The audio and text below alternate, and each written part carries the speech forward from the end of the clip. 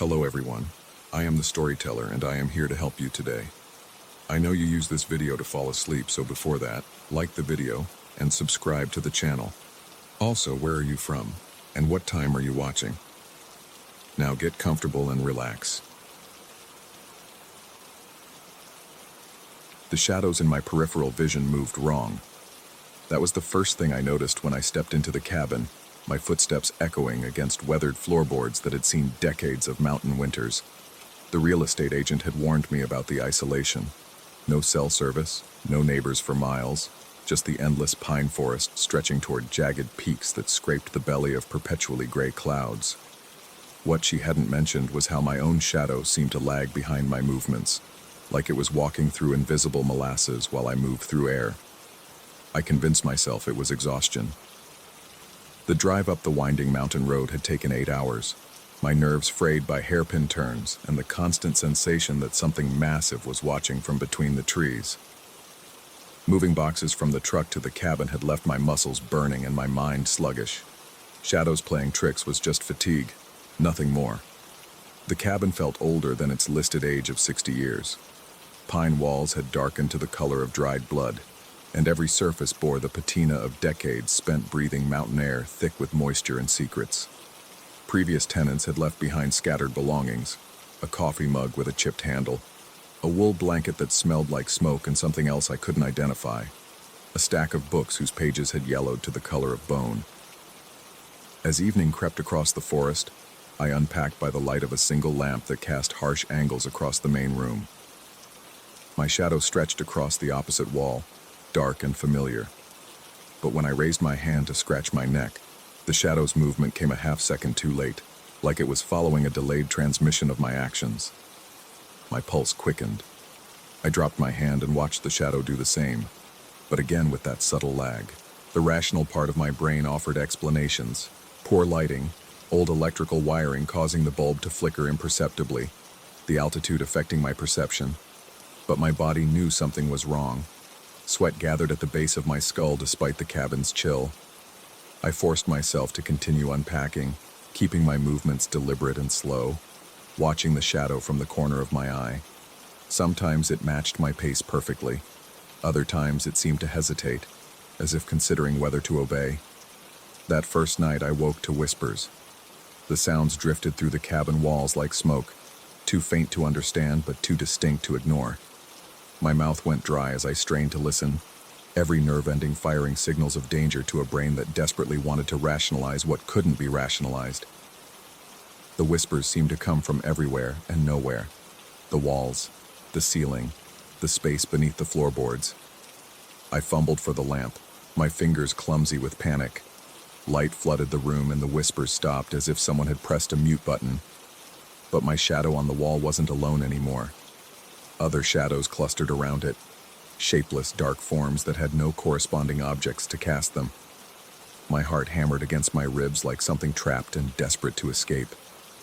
I spun around, searching for the sources of those impossible shadows, but the room was empty except for my scattered belongings and the smell of fear sweat now pouring from my skin. When I turned back to the wall, the extra shadows were gone. Only mine remained, and it was perfectly in sync with my movements. Sleep didn't come again that night. I sat in the chair by the window, watching the forest beyond the glass. The trees stood motionless in the still air, their branches reaching toward the cabin like gnarled fingers, but shadows moved between the trunks. Not the soft, shifting darkness of wind-blown leaves, but purposeful shapes that seemed to patrol the perimeter of my new home. By morning, my hands shook when I tried to make coffee. The whispers returned as soon as darkness fell the next day, clearer now, almost conversational. They spoke of things buried deep in the mountain soil, of promises made and broken, of freedoms that had been denied for too long. The words felt familiar, as if I'd heard them in dreams I couldn't quite remember. My shadow began to move independently during the day, shifting positions when I wasn't looking directly at it. I would catch glimpses of it gesturing when my hands were still, turning its head when mine faced forward. The sight sent waves of nausea through my stomach and made my skin crawl like it was covered in insects. On the third night, the whispers became urgent.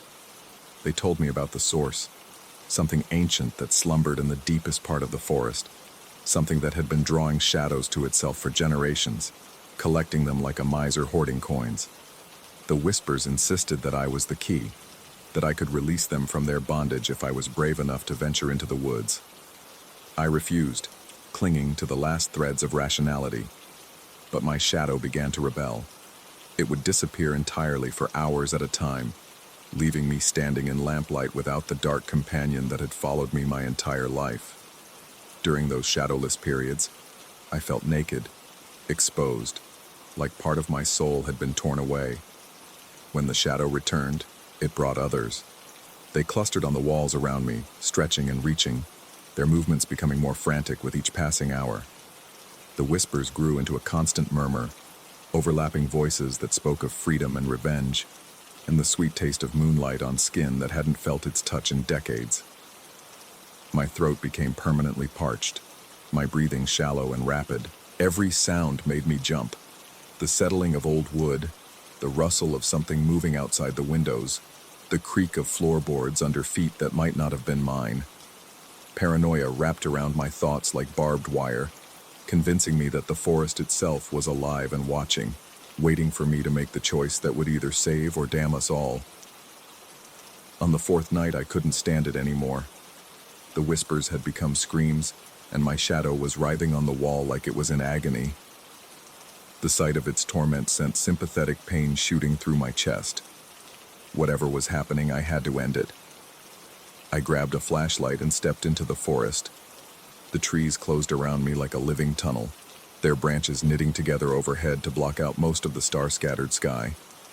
My flashlight beam carved a narrow path through the darkness, illuminating moss-covered trunks and the occasional glint of eyes that belonged to creatures I couldn't name. The whispers guided me deeper, their voices now coming from my own mouth without my permission. My lips moved, forming words in a language I didn't recognize but somehow understood. The language of shadows, of things that existed in the spaces between light and dark. The forest floor began to slope downward, leading me into a valley I hadn't seen on any map. Here, the trees grew differently, twisted into impossible shapes, their bark black as charcoal, their leaves rustling with sounds like distant weeping. The air grew thick and hard to breathe, pressing against my lungs like water. At the valley's heart stood something that might once have been a tree. Its trunk was easily 20 feet across, but instead of bark, its surface looked like polished obsidian. No branches grew from its sides, just a smooth column that disappeared into the canopy above. But shadows covered every inch of its surface, thousands of them, writhing and overlapping in a constant dance of silent agony. My own shadow leaped from my feet and joined the mass, merging with the others in what looked like a reunion between long-lost family members. I staggered, feeling the loss like a physical blow to my chest. Without my shadow, I felt incomplete, vulnerable in ways I'd never imagined possible. The tree pulsed with a rhythm that matched my heartbeat. As I approached, I could see that the shadows weren't just covering its surface. They were trapped within it, pressed between layers of that obsidian bark like insects in amber. Some were human-shaped, others belonged to animals or things that had never drawn breath. All of them were reaching toward me with desperate, grasping motions. Understanding hit me like a physical blow. This thing had been collecting shadows for centuries, maybe millennia. Every person or creature that had wandered too close to this valley had lost their dark companion to this ancient collector, and now it wanted mine permanently. But the whispers had lied about one thing. I wasn't the key to their freedom. I was meant to be the final piece of whatever dark puzzle this entity was assembling. My shadow had been marked from the moment I'd set foot in the cabin, drawn here by forces I couldn't comprehend. The tree's pulse quickened, and cracks began to appear in its obsidian surface. The trapped shadows pressed against these fissures, their silent screams visible in the desperate way they clawed at their prison. My own shadow was among them now, its familiar shape barely distinguishable from the rest. I knew what I had to do, even as every instinct screamed at me to run. The flashlight felt heavy in my hands as I raised it like a weapon. The entity had spent so long in darkness that it had forgotten the power of direct, concentrated light. I switched the flashlight to its highest setting and aimed the beam directly at the largest crack in the tree's surface. The light hit the obsidian and refracted, splitting into dozens of smaller beams that found every fissure and weakness. The tree shuddered, and the sound it made was like breaking glass mixed with dying screams. More cracks appeared, spreading across the surface like a spider web. The trapped shadows began pouring out through the gaps, their forms solid and real in the flashlight's glare. They looked at me with expressions of gratitude and terror, before fleeing into the forest, finally free after their long imprisonment. My own shadow was among the last to escape. As it peeled away from the crumbling tree, it turned back toward me, and for a moment I could swear I saw my own face looking back with an expression of profound relief. The obsidian tree collapsed in on itself with a sound like thunder, leaving nothing but a pile of ordinary rocks and dirt. The oppressive weight in the air lifted, and I could breathe freely for the first time since arriving at the cabin. My shadow rejoined me as I walked back through the forest, falling into perfect synchronization with my movements. The whispers were gone, replaced by the normal sounds of a mountain night: owls calling, small animals rustling through undergrowth, the distant murmur of wind through pine needles. But as I reached the cabin, I noticed something that made my blood run cold again.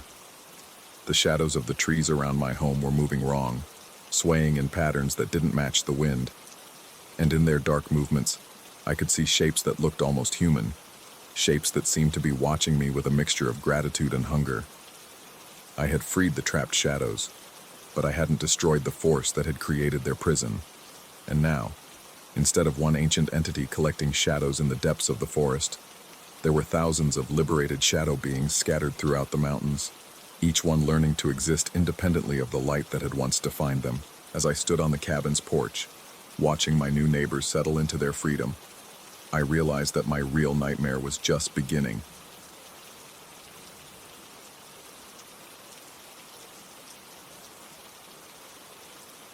Story 2.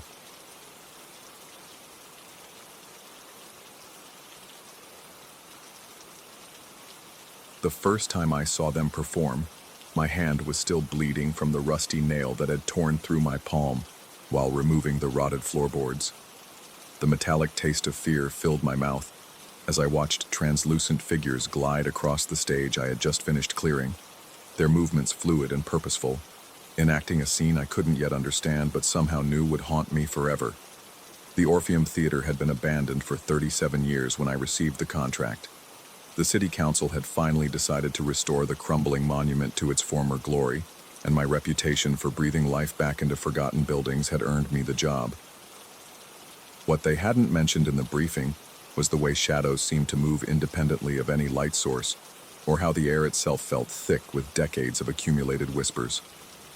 I should have recognized the warning signs from day one. The previous contractor had walked off the job after only 2 weeks, citing creative differences with the project manager. When I pressed for details, the manager had simply mentioned something about the man becoming increasingly agitated about noises from the stage area.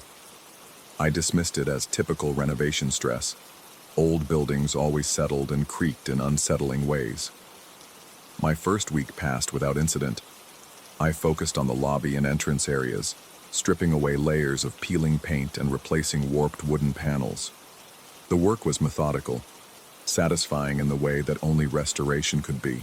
Each section I completed revealed another piece of the theater's original grandeur: ornate moldings, hand-carved details, intricate tile work that had been hidden beneath decades of neglect. It was when I finished the main lobby that I first felt the sensation of being watched. The hairs on my neck stood rigid as I packed up my tools that Friday evening. The silence seemed too complete, too deliberate. Every scrape of my toolbox against the floor echoed through the empty space with unnatural clarity. My breathing became shallow, quick puffs of air that seemed to disappear into the vast darkness beyond my work lights. I convinced myself it was nothing more than the natural unease that came with working alone in such a massive, empty space.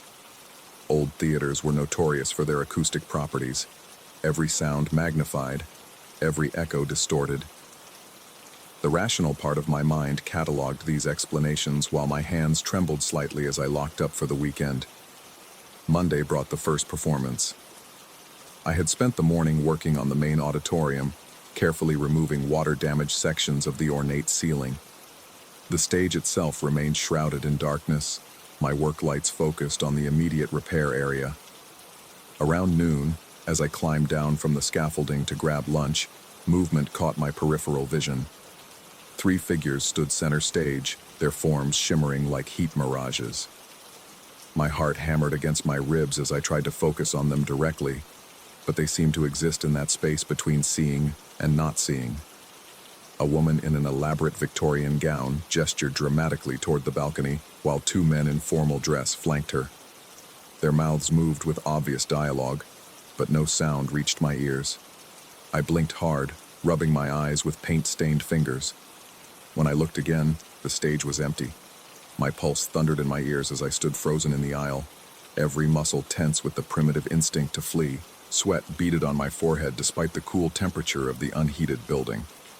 That afternoon I found myself working with obsessive focus, as if keeping busy could somehow dispel what I had witnessed. But concentration proved impossible. Every peripheral shadow became a potential figure, every creak of settling wood a footstep on the stage. My hands shook so badly that I had to stop using power tools, afraid I would injure myself. The performances began appearing with increasing frequency as I completed each section of the restoration. After finishing the orchestra pit, I witnessed a solo pianist, his translucent fingers dancing across keys that produced no sound. The balcony renovation was followed by an entire phantom audience, their silent applause rippling through the empty seats like wind through wheat. Each appearance lasted exactly 17 minutes. I began timing them obsessively, my watch becoming an anchor to reality as the supernatural performances played out before me. During those 17 minutes, my body betrayed me completely. Cold sweats, racing pulse, the sensation that my skin was crawling with invisible insects. My mouth went dry as desert sand, and I found myself holding my breath until my lungs burned. The breakthrough came when I recognized the first scene. The Victorian woman and her 2 companions were enacting the exact sequence of events that had led to my hiring for this project. The woman represented the city council member who had contacted me, her gestures matching perfectly the enthusiastic sales pitch I had received about the theater's potential. The 2 men were the previous contractors who had abandoned the job, their transparent forms showing them walking away in defeat and frustration. This revelation should have been relief, an explanation for the impossible visions I had been experiencing. Instead, it filled me with a dread so profound that I vomited behind the stage, my body rejecting this new understanding of what I was witnessing. These weren't random ghostly performances. They were prophecies, glimpses into events that had already occurred or were yet to come. The realization made me obsessive about watching each new performance, desperate to decode their meanings. The solo pianist predicted the discovery of original sheet music hidden in the theater's walls, music I found exactly where the phantom's gestures had indicated, 3 days after the vision. The applauding audience foretold the arrival of the city's Historical Preservation Committee, who appeared unannounced to inspect my progress exactly 17 days later. My sleep became fragmented, broken by dreams of translucent actors performing scenes I couldn't yet understand. I would wake with my sheets soaked in sweat, my heart racing from visions of performances yet to come. During the day, I found myself analyzing every gesture, every movement, trying to decode the temporal puzzles being presented to me.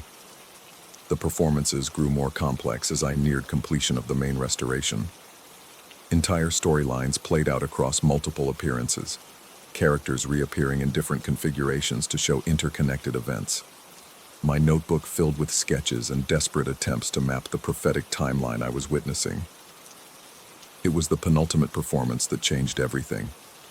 As I finished restoring the stage itself, the final major component of the project, the entire theater filled with phantom performers.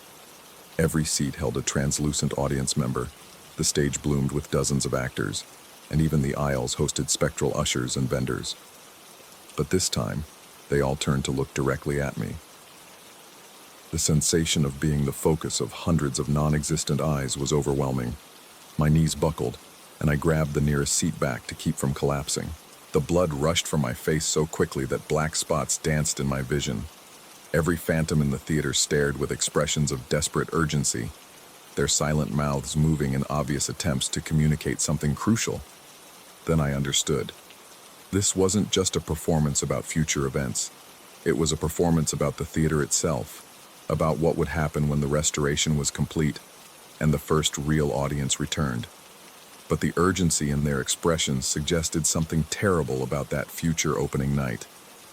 The final revelation came during the last performance, after I had completed every repair, every restoration, every careful detail that would return the Orpheum to its former glory. I stood in the completed lobby, admiring my work, when the entire theater filled with light and sound for the first time. This performance wasn't silent. The Phantom Orchestra played with full volume. The actors delivered their lines with projection that filled every corner of the space, and the audience responded with thunderous applause.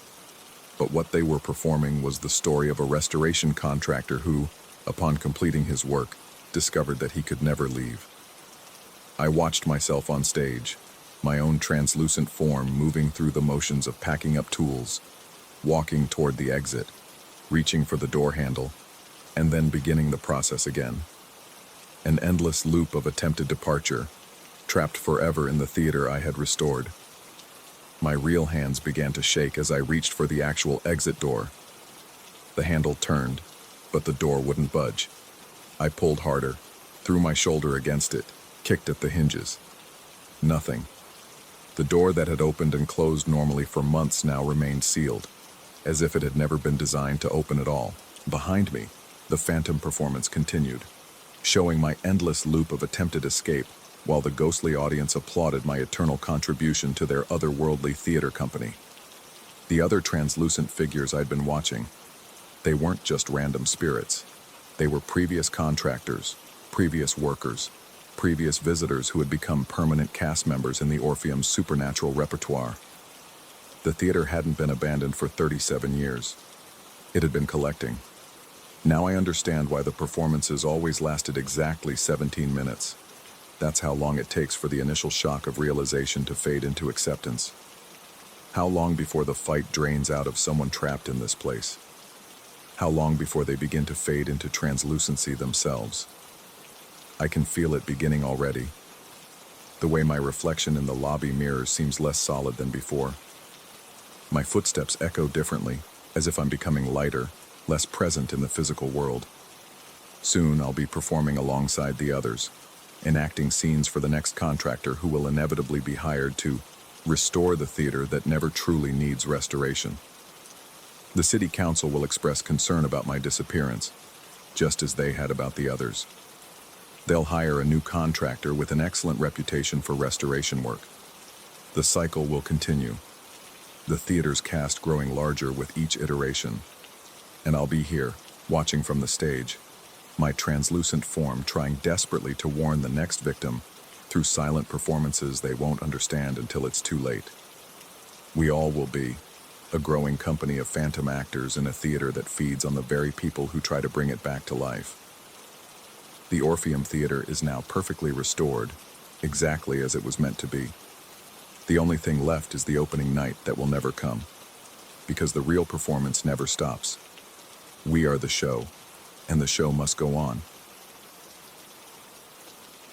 Story 3.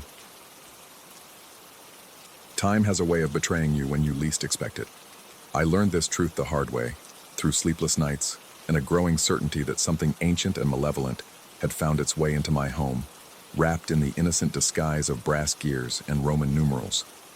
The flea market sprawled across the abandoned parking lot like a plague of forgotten memories. Vendors hunched over tables laden with the detritus of other people's lives, chipped teacups, moth-eaten clothing, and electronics that had died decades before smartphones were even conceived. The October air carried the scent of rust and regret, and I should have recognized it as a warning. I wasn't looking for anything in particular that Saturday morning. My apartment felt too empty, too quiet since Sarah had moved out 3 months earlier, taking with her not just her belongings but the ambient noise of shared existence. The silence had become a living thing, pressing against my eardrums until I could hear my own pulse thundering in the void.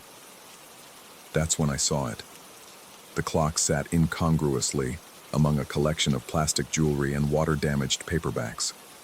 It was an antique mantel clock, its brass case tarnished to a deep green patina that spoke of decades, perhaps centuries, of neglect. The face was ivory-colored porcelain, cracked in a spiderweb pattern that somehow enhanced, rather than diminished its elegance. Roman numerals marked the hours, and the hands were frozen at 3:33.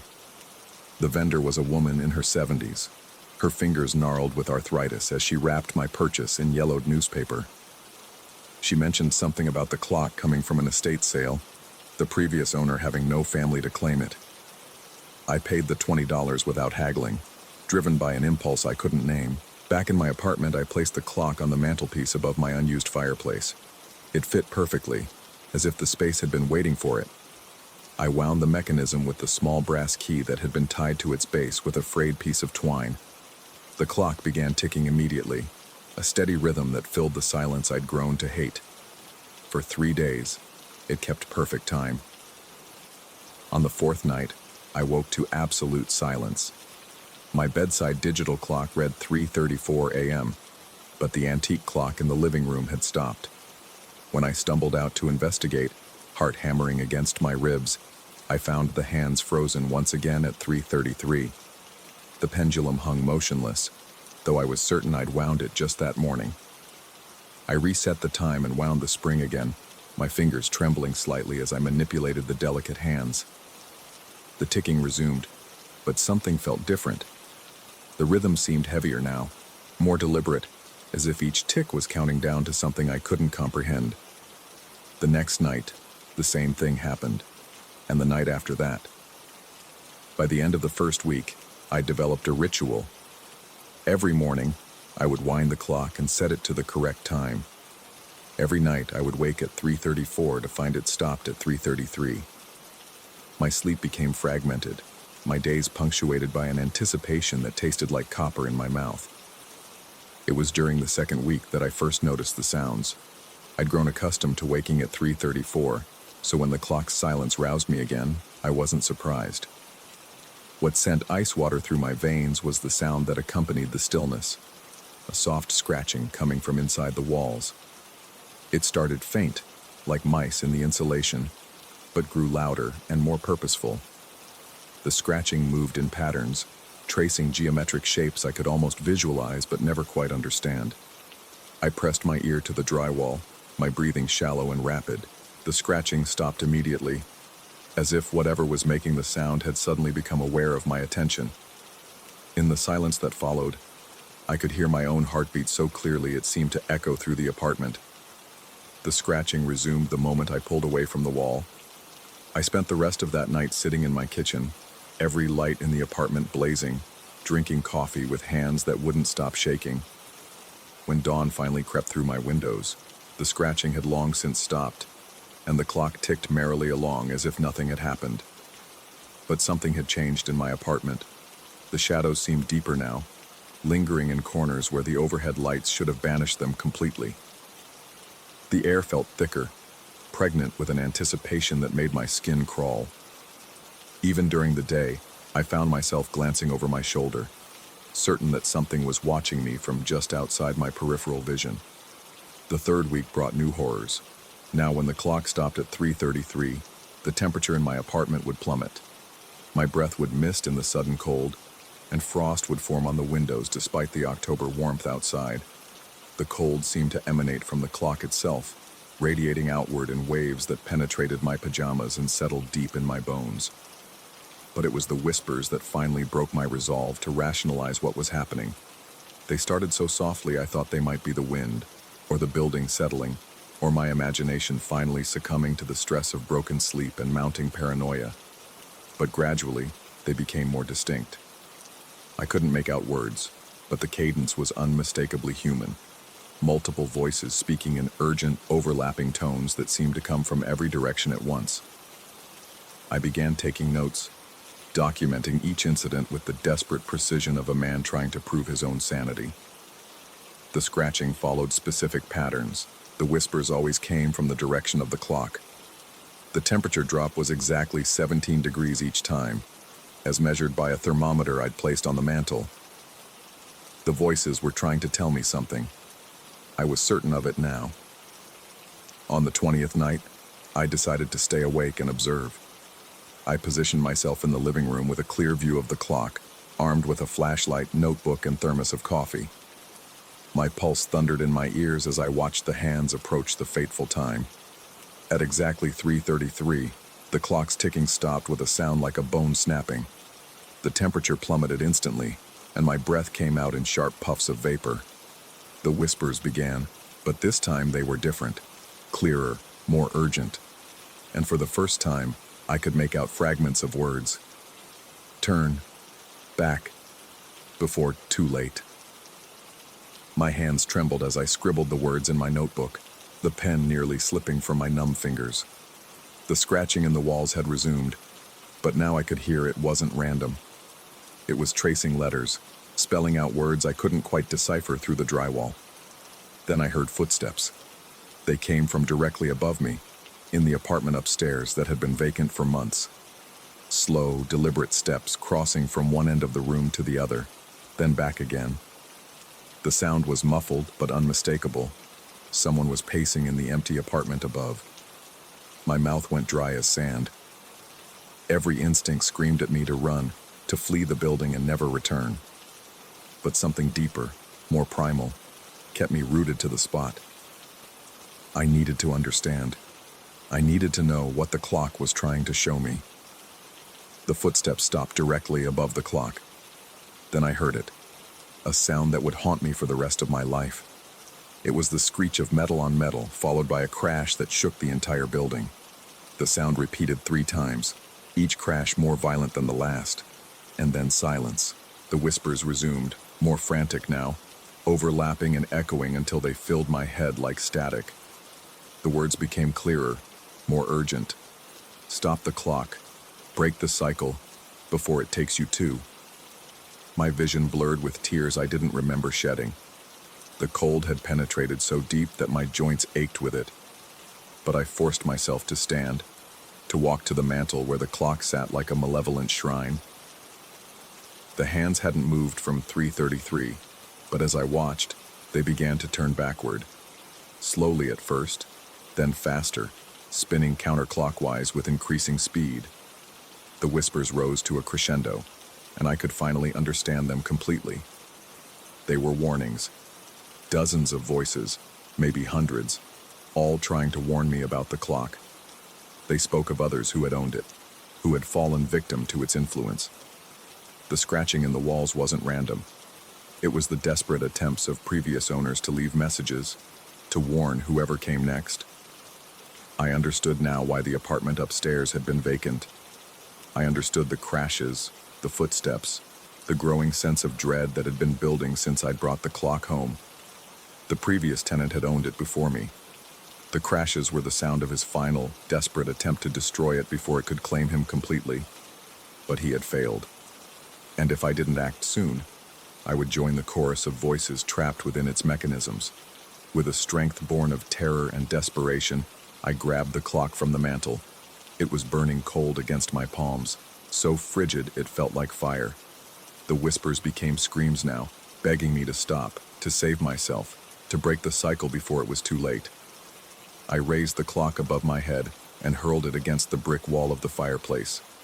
The crash was deafening. Brass gears and springs scattered across the floor, and the porcelain face shattered into 1,000 pieces.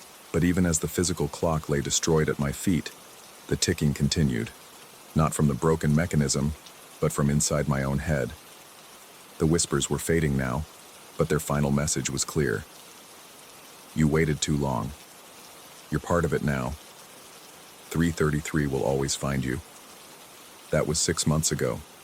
I moved out of the apartment the next day, leaving everything behind except the clothes on my back. I've changed addresses 4 times since then, but it doesn't matter. Every night at 3:33, no matter where I am, time stops for me. The temperature drops, the whispers return, and I can feel the weight of invisible eyes watching me from the shadows. I've tried to destroy every clock in my presence, but they keep appearing. On nightstands, kitchen counters, even painted on walls in places where no clock should exist. The brass hands always point to 3:33, and the ticking has become the soundtrack to my deteriorating sanity.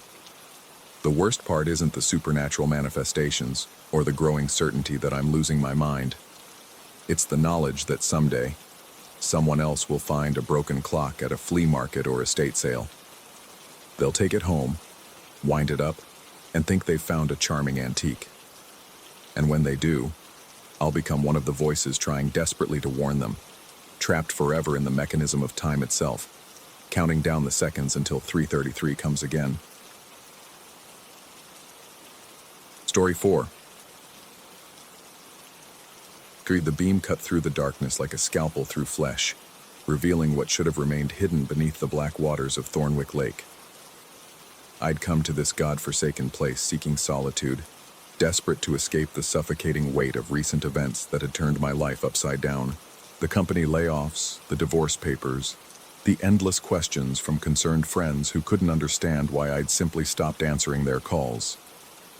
Thornwick Lake promised isolation, a place where the only sounds would be the gentle lapping of water against my rented boat and the occasional splash of a fish breaking the surface. The locals in town had given me strange looks when I'd mentioned my destination. The elderly woman at the bait shop had hesitated before ringing up my purchase, her weathered fingers drumming against the counter as she studied my face with an intensity that made my skin crawl. She'd mentioned something about the lake being different at night, but I dismissed her words as small-town superstition designed to keep city folk away from their secret fishing spots. Now, 3 hours into my midnight excursion, I was beginning to understand what she meant. The first sign that something was wrong came when my flashlight beam swept across the water during a routine check of my lines. For just a moment, I thought I glimpsed something pale moving beneath the surface, a flash of translucent white that disappeared as soon as I tried to focus on it. My heart rate spiked, sending a cold rush of adrenaline through my veins. I told myself it was just a large fish, maybe a pike or muskie disturbed by the artificial light. But fish don't have faces. I gripped the flashlight tighter, my palm already slick with sweat despite the cool September air.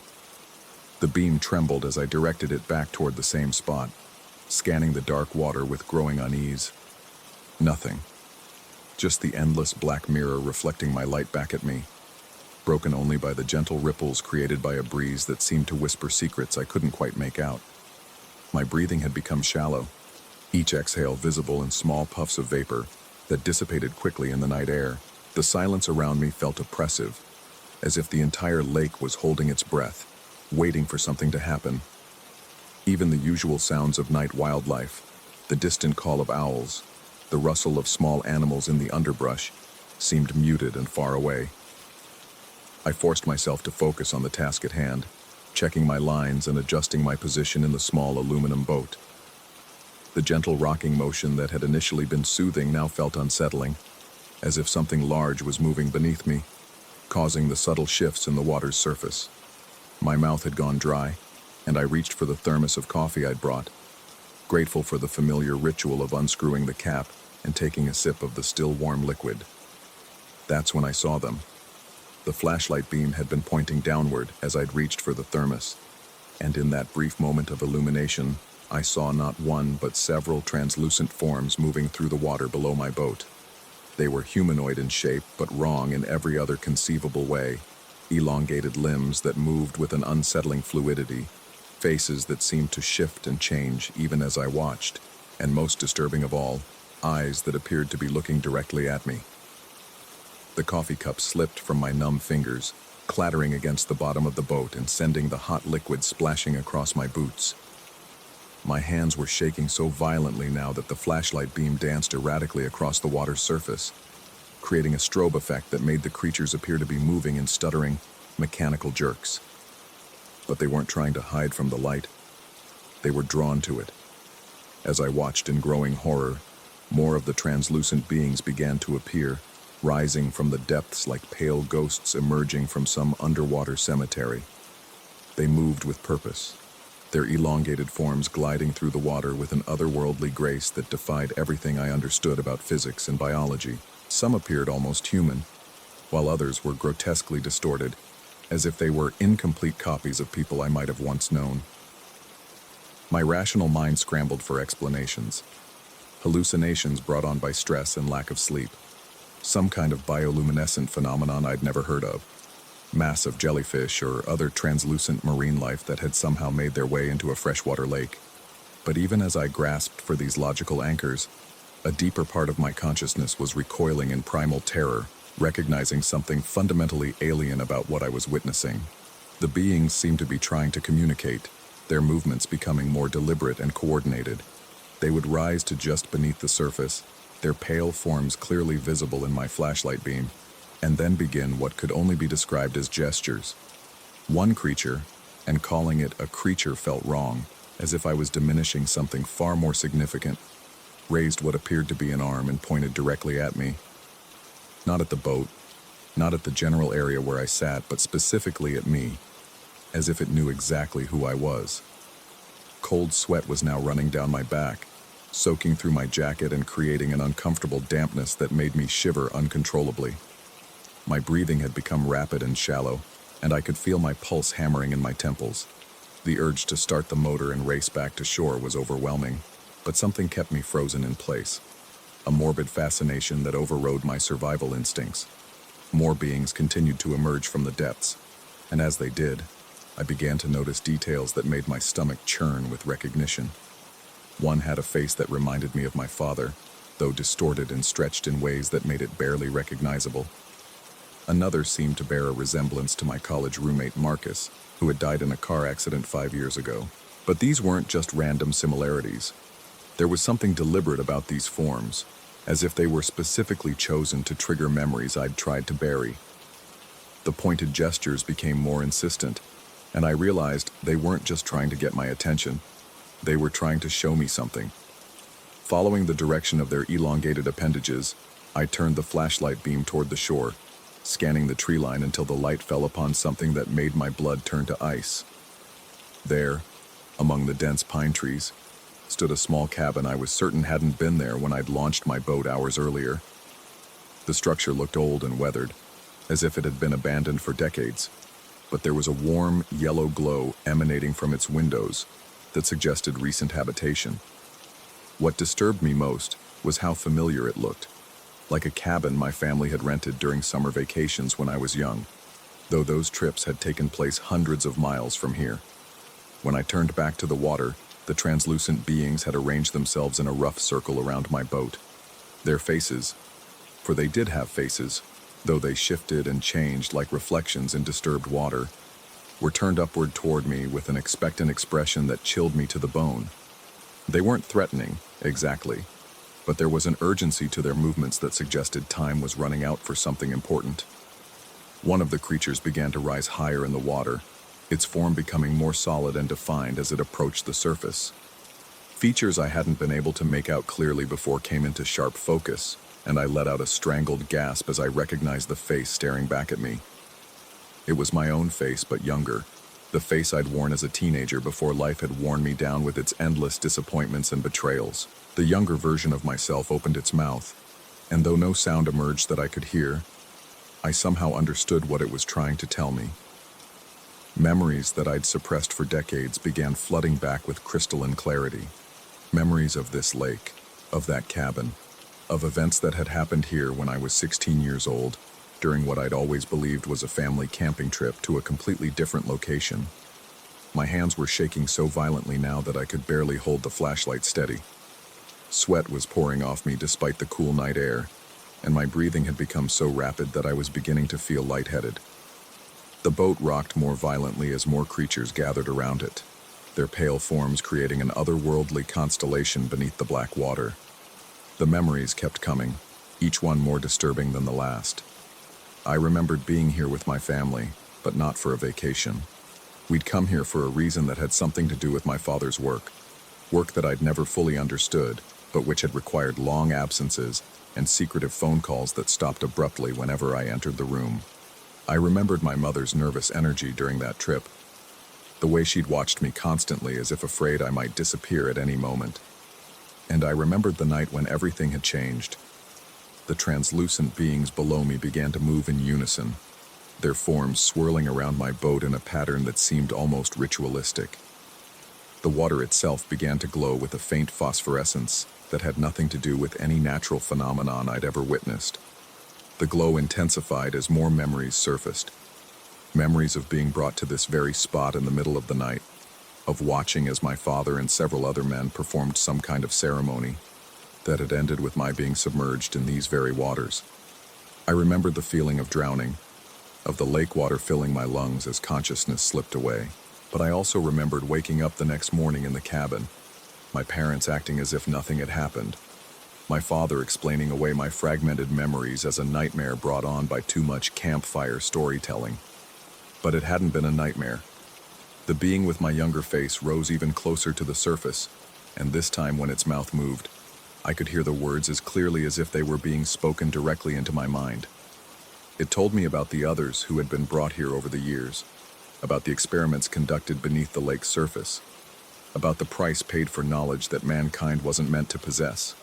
It explained how part of me had been left behind in these waters, while something else had been sent back to live my life. The flashlight slipped from my numb fingers, clattering into the bottom of the boat and casting wild shadows as it rolled back and forth.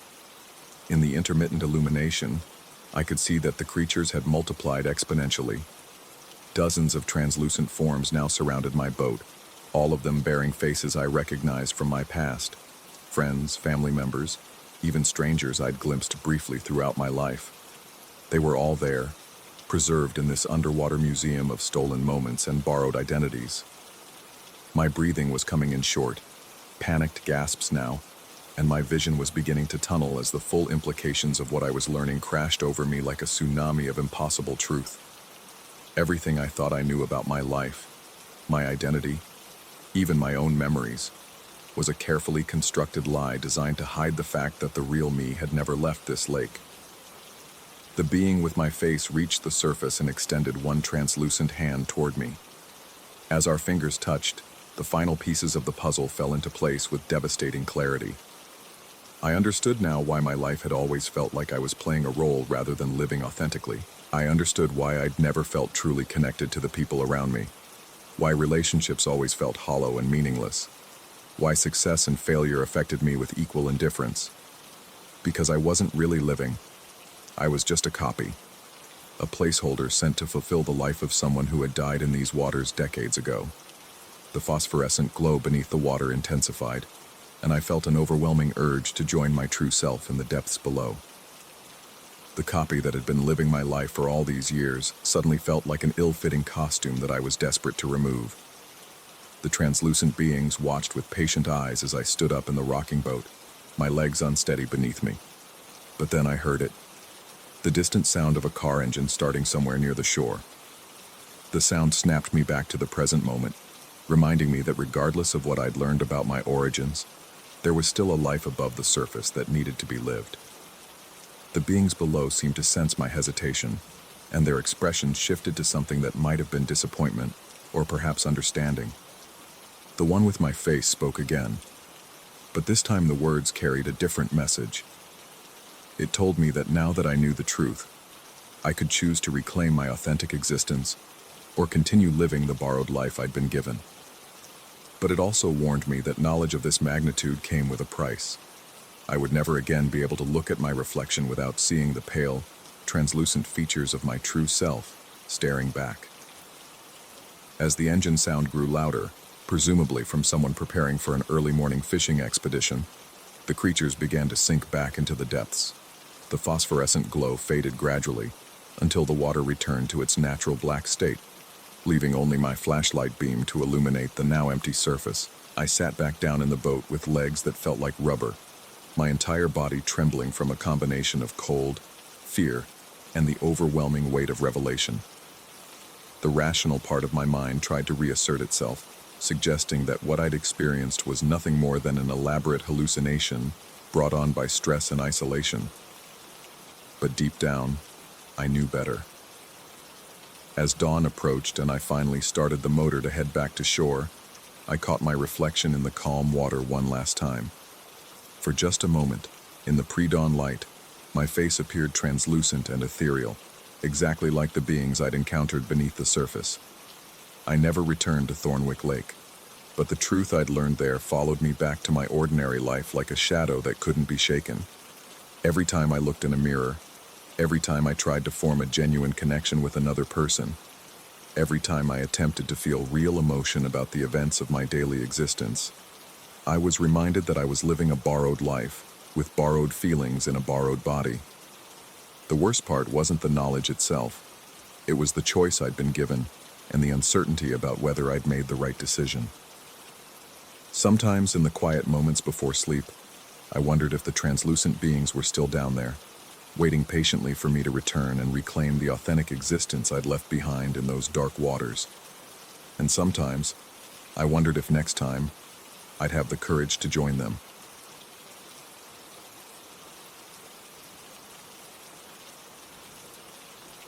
Story 5.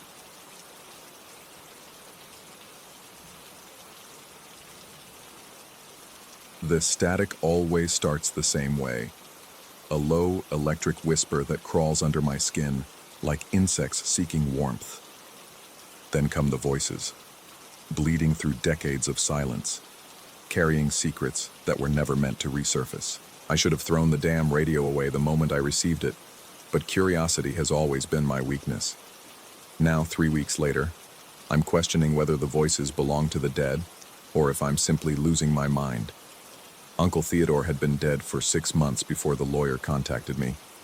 I barely remembered the man, a shadowy figure from childhood family gatherings who smelled of pipe tobacco and spoke in whispers. The inheritance surprised everyone, especially since we'd spoken maybe twice in my adult life. Among his possessions was an antique Philco radio from the 1940s, its mahogany cabinet scarred and its chrome dials tarnished green. The lawyer mentioned that Theodore had been obsessed with the device, spending his final years hunched over it in his study, claiming he could hear things others couldn't. I should have recognized the warning. The radio sat in my apartment for 2 weeks before I plugged it in. My job at the insurance company had been particularly draining, and I'd developed a habit of coming home to an increasingly empty space that echoed with the loneliness of a man approaching 40 with nothing to show for it, except a mortgage and a growing collection of regrets. The radio seemed like it might provide some comfort, perhaps some classical music to fill the void. The first time I turned it on, nothing happened. The tubes glowed amber, warming slowly, but no sound emerged from the fabric speaker. I twisted the dial through various frequencies, hearing only the standard buzz of electrical interference. Disappointed, I switched it off and forgot about it for another few days. The second attempt yielded different results. I was adjusting the antenna when the static suddenly cleared, revealing a conversation in progress. 2 men were discussing business matters, their voices distant but clear, speaking about stock prices and market predictions. What struck me as odd was their discussion of companies I'd never heard of, using terminology that seemed outdated. The conversation lasted perhaps 10 minutes before dissolving back into static. Initially, I assumed I'd stumbled across some obscure talk radio station. Ham radio operators often used unusual frequencies, and vintage equipment sometimes picked up signals differently than modern devices. I made note of the frequency and tried to find it again the following evening. This time, the voices belonged to a woman and an older man engaged in what sounded like a therapy session. The woman was describing recurring nightmares about drowning, her voice trembling with an emotion so raw it made my chest tighten. The therapist responded with techniques I recognized from psychology courses I'd taken in college, but his approach seemed outdated, almost archaic. When the woman mentioned the year, 1967, my blood went cold. I sat frozen in my leather chair, the room suddenly feeling colder despite the heating running at full capacity. The rational part of my mind insisted there had to be an explanation. Perhaps this was some kind of historical radio drama or documentary featuring recordings from the past, but the conversation felt too intimate, too real, carrying the weight of genuine human suffering. Over the following nights, I became obsessed with the radio. Each evening, I would carefully tune to different frequencies, discovering more conversations spanning decades. A couple arguing about financial troubles in 1952, a group of friends planning a camping trip in 1973, a woman confessing an affair to her priest in 1981.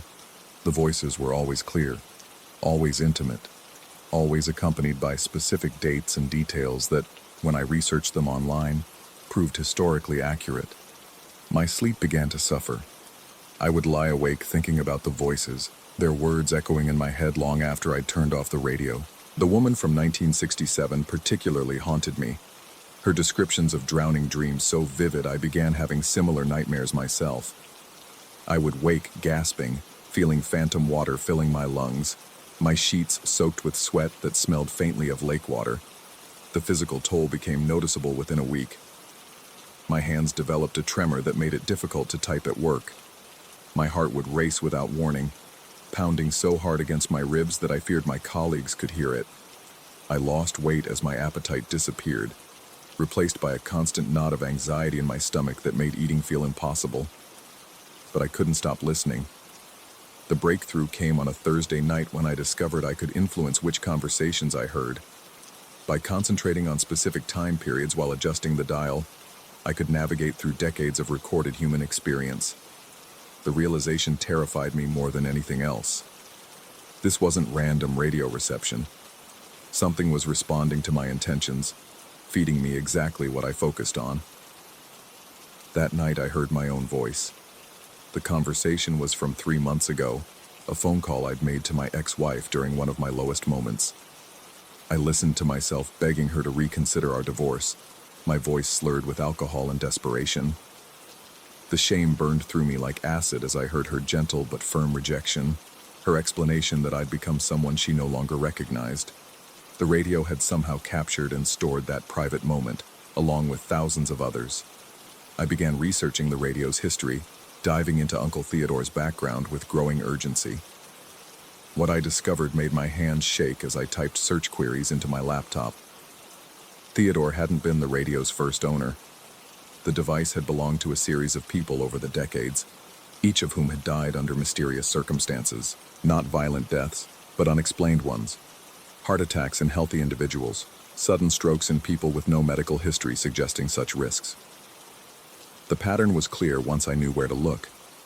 Each owner had become obsessed with the radio before their death, spending increasing amounts of time listening to voices from the past. Neighbors described erratic behavior, social withdrawal, and complaints about being watched or followed. Several had been found dead in their homes, the radio still playing static in rooms that shouldn't have had power. My own behavior was following the same trajectory. I'd called in sick to work 3 times in the past week, unable to tear myself away from the radio. My apartment had become a disaster zone of takeout containers and unwashed clothes. I'd stopped answering my phone, afraid that somehow the radio would capture those conversations too. The voices were becoming more recent, more familiar. I heard my neighbors arguing through thin walls, conversations I'd overheard months ago now playing back with crystal clarity. I heard my own voice during job interviews, during conversations with friends, during moments I thought were private. The radio was somehow connected to every significant moment of human interaction, storing them like a vast library of secrets. The paranoia set in gradually, then all at once. I began to suspect that the radio wasn't just receiving these conversations. It was broadcasting them too. Every time I spoke in my apartment, I imagined someone else hearing my words through their own vintage receiver. The idea that my private thoughts and conversations might be stored and replayed for future listeners made my skin crawl with invisible insects. I started speaking in whispers, then stopped speaking aloud altogether when I was home. But the radio seemed to respond to my thoughts as well, tuning itself to conversations that reflected my mental state. When I thought about my failed marriage, it would play arguments between couples. When I worried about my job, it broadcast discussions about career failures and financial ruin. The device was reading my mind. Sleep became impossible. Every time I closed my eyes, I could hear the static from the other room, calling to me like a siren song.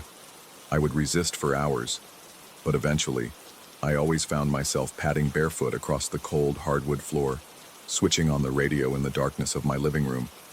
The conversations were becoming more disturbing. I heard confessions of crimes, descriptions of violence, admissions of terrible secrets that people had carried to their graves. The radio seemed to be drawing me deeper into humanity's darkest corners, showing me the hidden rot beneath the surface of ordinary lives. My reflection in the bathroom mirror showed a stranger, hollow-eyed, gaunt, with skin the color of old paper. My hands shook constantly now, and I'd developed a twitch in my left eye that made it appear I was constantly winking at invisible conspirators. My heart maintained a rapid, irregular rhythm that felt like a caged bird trying to escape my chest. The decisive moment came on a Sunday morning when I heard my mother's voice coming through the speaker. She was talking to my father about their concerns for my mental health, a conversation they'd had 6 months ago after my divorce was finalized.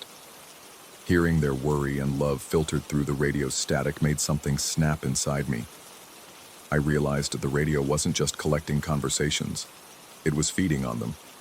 Every moment of human connection, every secret shared, every emotion expressed became fuel for whatever dark entity lived within its mahogany cabinet.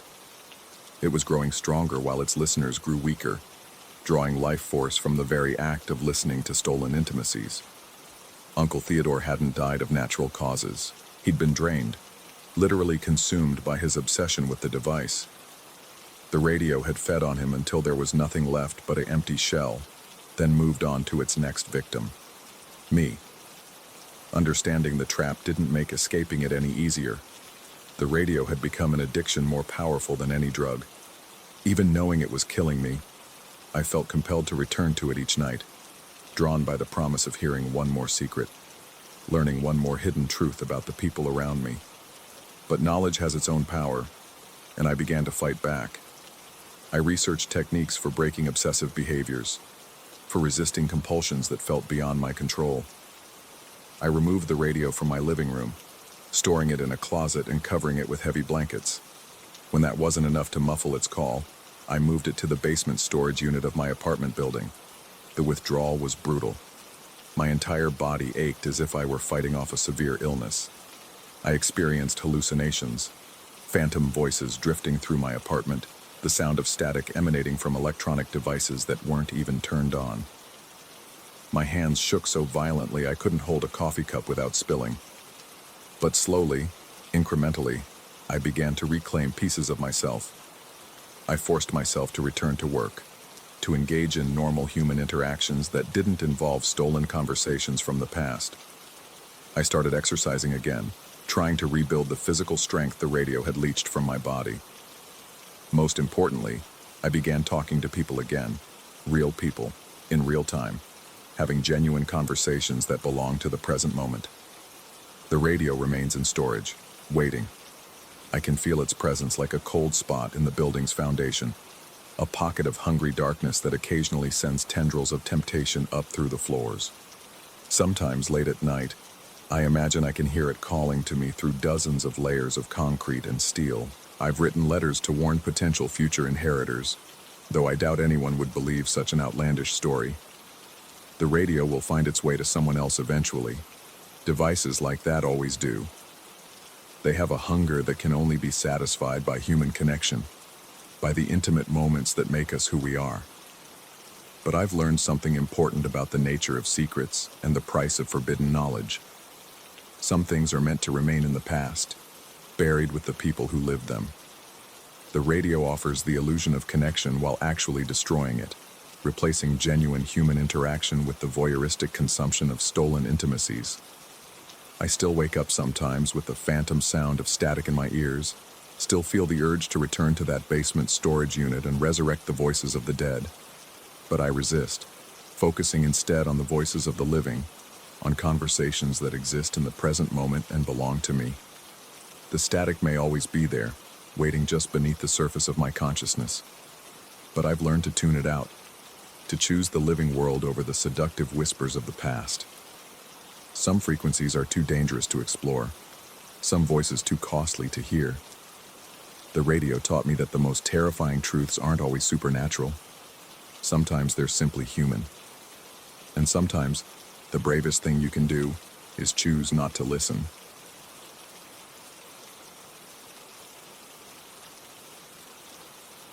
Story 6.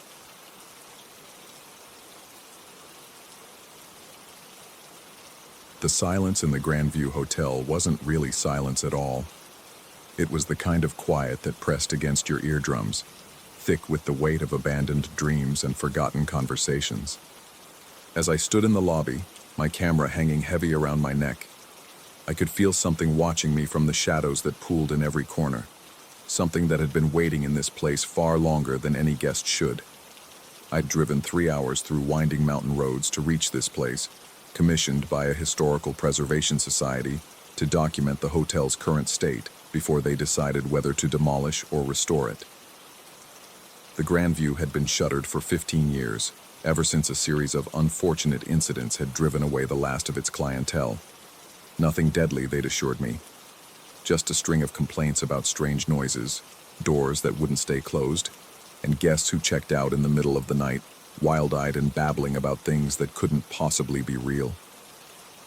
The afternoon sun slanted through grimy windows, casting long rectangular patches of dusty light across the faded carpet. My footsteps echoed in the vast space as I moved toward the reception desk, its marble surface now dulled with years of neglect. The brass fittings had tarnished to a sickly green, and the guest registry lay open to a page dated March 15, 2009, the hotel's final day of operation. I clicked my first photograph, the camera's flash illuminating the space in harsh white light for a split second. In that brief moment, I could have sworn I saw movement in my peripheral vision, but when I turned, there was nothing but empty doorways and the gentle sway of a cobweb caught in some unfelt breeze. My throat felt dry as I swallowed, tasting dust and something else, something metallic and stale. The air seemed thick, as if it hadn't been disturbed in years, yet I could feel it moving around me in subtle currents that raised the hair on my arms. The elevator banks stood before me like gaping wounds, their brass doors frozen half open, revealing the dark throat of the shaft beyond. I'd already decided to take the stairs. The power had been cut years ago, and even if it hadn't been, I wouldn't have trusted the ancient cables to hold my weight.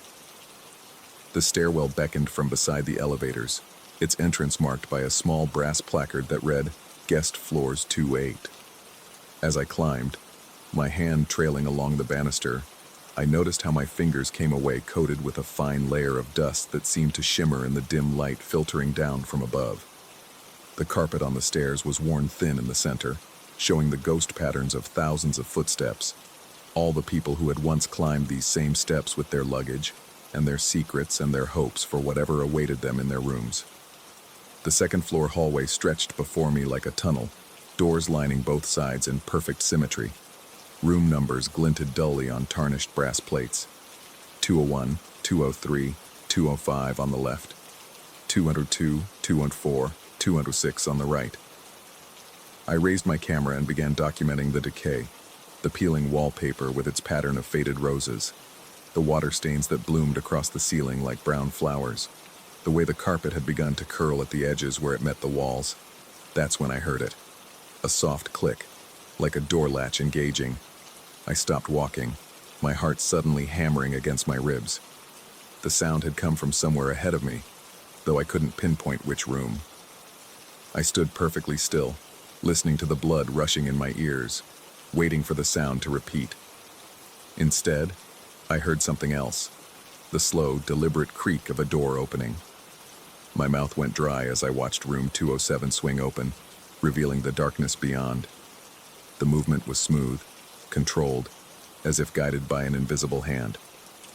I found myself walking toward it, my feet carrying me forward, even as every rational part of my mind screamed at me to turn around and leave this place. The room beyond the doorway wasn't empty.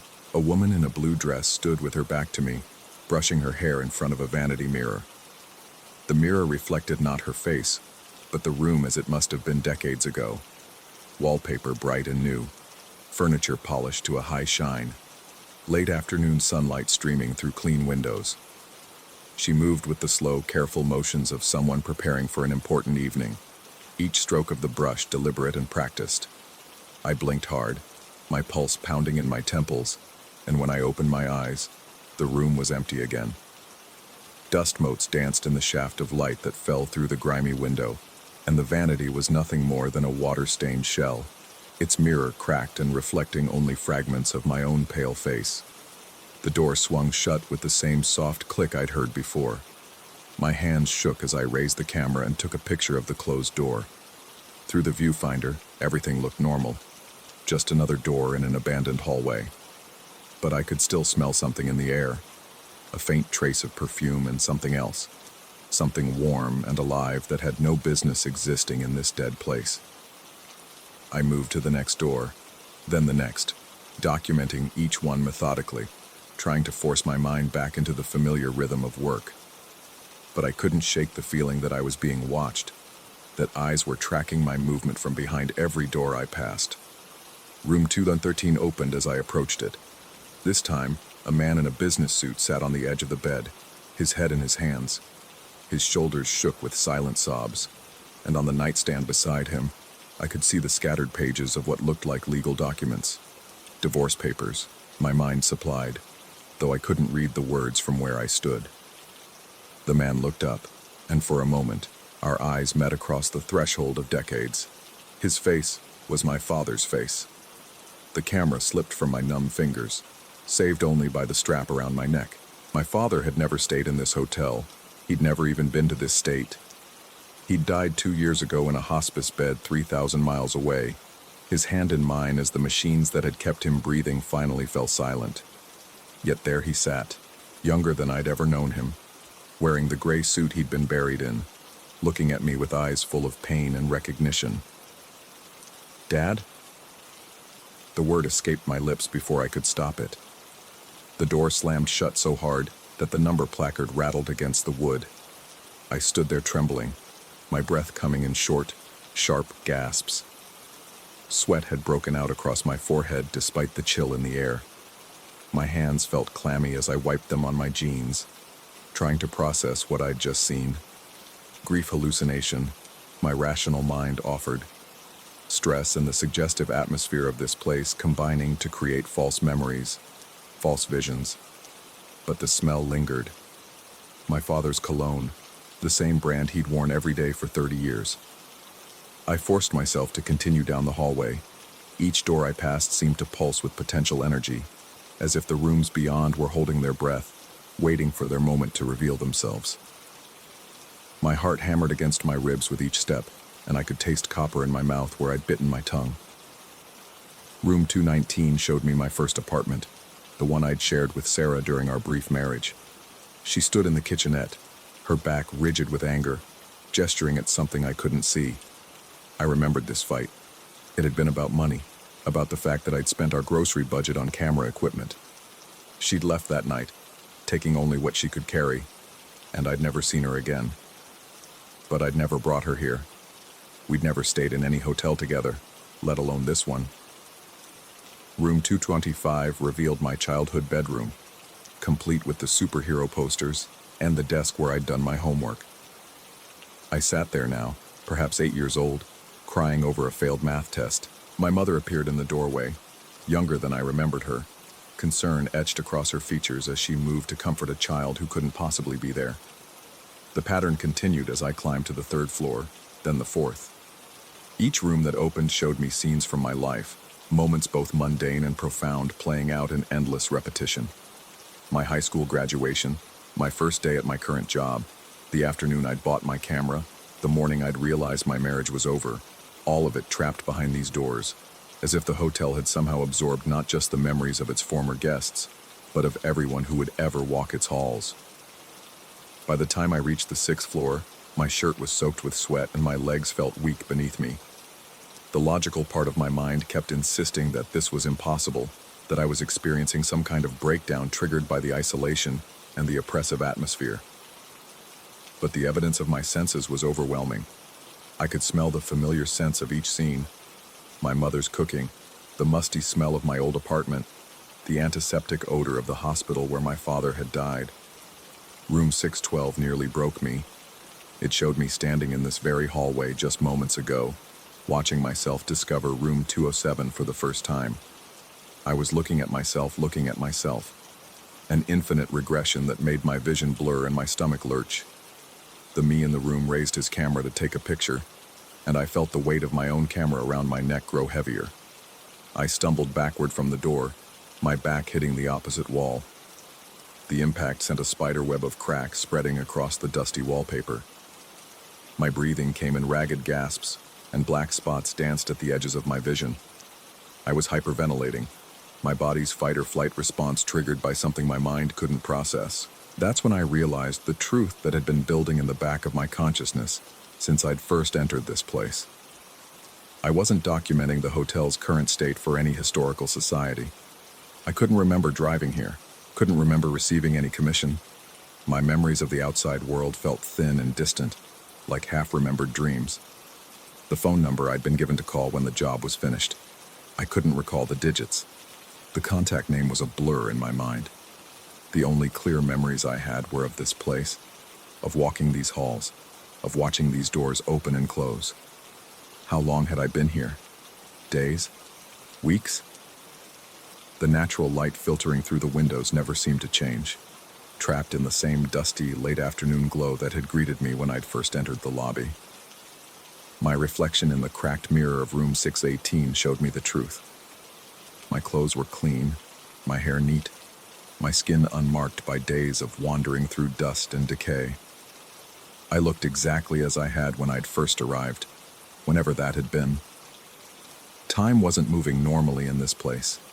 It was pooled and stagnant, like water in a forgotten basement. I was one of them now, one of the eternal guests, trapped in an endless cycle of the same moments, the same discoveries, the same growing horror. The hotel fed on memory, on the moments that defined us, and it had found in me a particularly rich source of nourishment. But unlike the other guests, I was aware of the cycle. I could see the pattern, understand what was happening, and with that understanding came a terrible choice. I could accept it, let myself fade into the routine of endless repetition, become another scene playing out behind another door for some future visitor to discover. Or I could fight it, try to break free from the cycle that held this place together. The elevator shaft called to me from the end of the hall, its darkness promising either escape or oblivion. I walked toward it slowly, my footsteps echoing in the silence. Behind me, I could hear doors beginning to open, all the rooms I'd visited starting their performances again. The sound of my father weeping, my mother's gentle voice, Sarah's angry words, all of it bleeding together into a chorus of memory made manifest. At the threshold of the elevator shaft, I turned back to look at the hallway one last time. Every door stood open now, golden light spilling from each room, illuminating the corridor like candles in a church. The scenes played out simultaneously, past and present and future all existing in the same moment, all the moments that had ever mattered reduced to an eternal now. I stepped into the darkness of the shaft, feeling the floor give way beneath my feet. But instead of falling, I found myself standing in the lobby again, my camera heavy around my neck, afternoon sunlight slanting through grimy windows. The guest registry lay open to March 15, 2009, and everything was exactly as it had been when I'd first arrived. Except now I knew the truth. I was both observer and observed, documenter and documented, guest and exhibition. The hotel had made me part of its collection, and I would spend eternity walking these halls, discovering the same terrible secret over and over again. My own story becoming just another scene for the next visitor to witness through doors that opened and closed of their own accord. The silence pressed against my eardrums, thick with the weight of abandoned dreams and forgotten conversations. And in that silence, I could feel something watching me from the shadows, something that had been waiting in this place far longer than any guest should. I raised my camera and took my first photograph. Story 7. The painting arrived on a Tuesday morning when the autumn rain drummed against my windows like skeletal fingers tapping impatiently. I found it leaning against my front door. No delivery notice, no return address, just my name scrawled across brown paper wrapping in handwriting I didn't recognize. My hands trembled as I carried it inside, though I told myself it was from the cold seeping through my jacket. I should have left it wrapped. The landscape revealed itself as I peeled away the paper. A meadow stretching toward distant mountains, painted in oils so fresh I could smell the linseed. A cobblestone path wound through tall grass, disappearing into a grove of twisted oaks, whose branches seemed to writhe even in the stillness of the canvas. The sky bore the sickly yellow-green of an approaching storm, and something about the light made my stomach clench with unease. I hung it in my living room, directly across from my reading chair. The painting dominated the wall, its gilded frame catching the lamplight in ways that made the shadows within seem to shift and breathe. That first night, I found myself staring at it until my eyes burned, trying to identify what felt so wrong about the peaceful scene. The path bothered me most. It curved in a way that suggested continuation beyond the frame's borders, as if the artist had captured only a fragment of a much longer journey. I caught myself wondering where it led, my gaze following its winding course until it vanished among the oak trees. The urge to trace its route with my finger was so strong I had to grip my book tighter to resist. Sleep came reluctantly that night. I dreamed of walking through tall grass, my feet finding purchase on old stones worn smooth by countless travelers. The dream felt more real than my bedroom, more substantial than the sheets twisted around my sweat-dampened body. Morning brought the first change. I noticed it during my coffee, when the early light transformed my living room into something almost cathedral-like. The path in the painting had shifted, not dramatically, but enough to make my chest tighten. Where yesterday it had curved left toward the oaks, now it bent slightly right, revealing a section I was certain hadn't been visible before. The new portion showed more cobblestones, some cracked and overgrown with moss, leading deeper into what now appeared to be a more extensive forest. My hands shook as I set down my mug. Coffee sloshed across the table, dark liquid spreading like a stain. I approached the painting on unsteady legs, my breath coming in short gasps. Up close, the brushstrokes looked undisturbed, the paint aged and cracked as if decades old.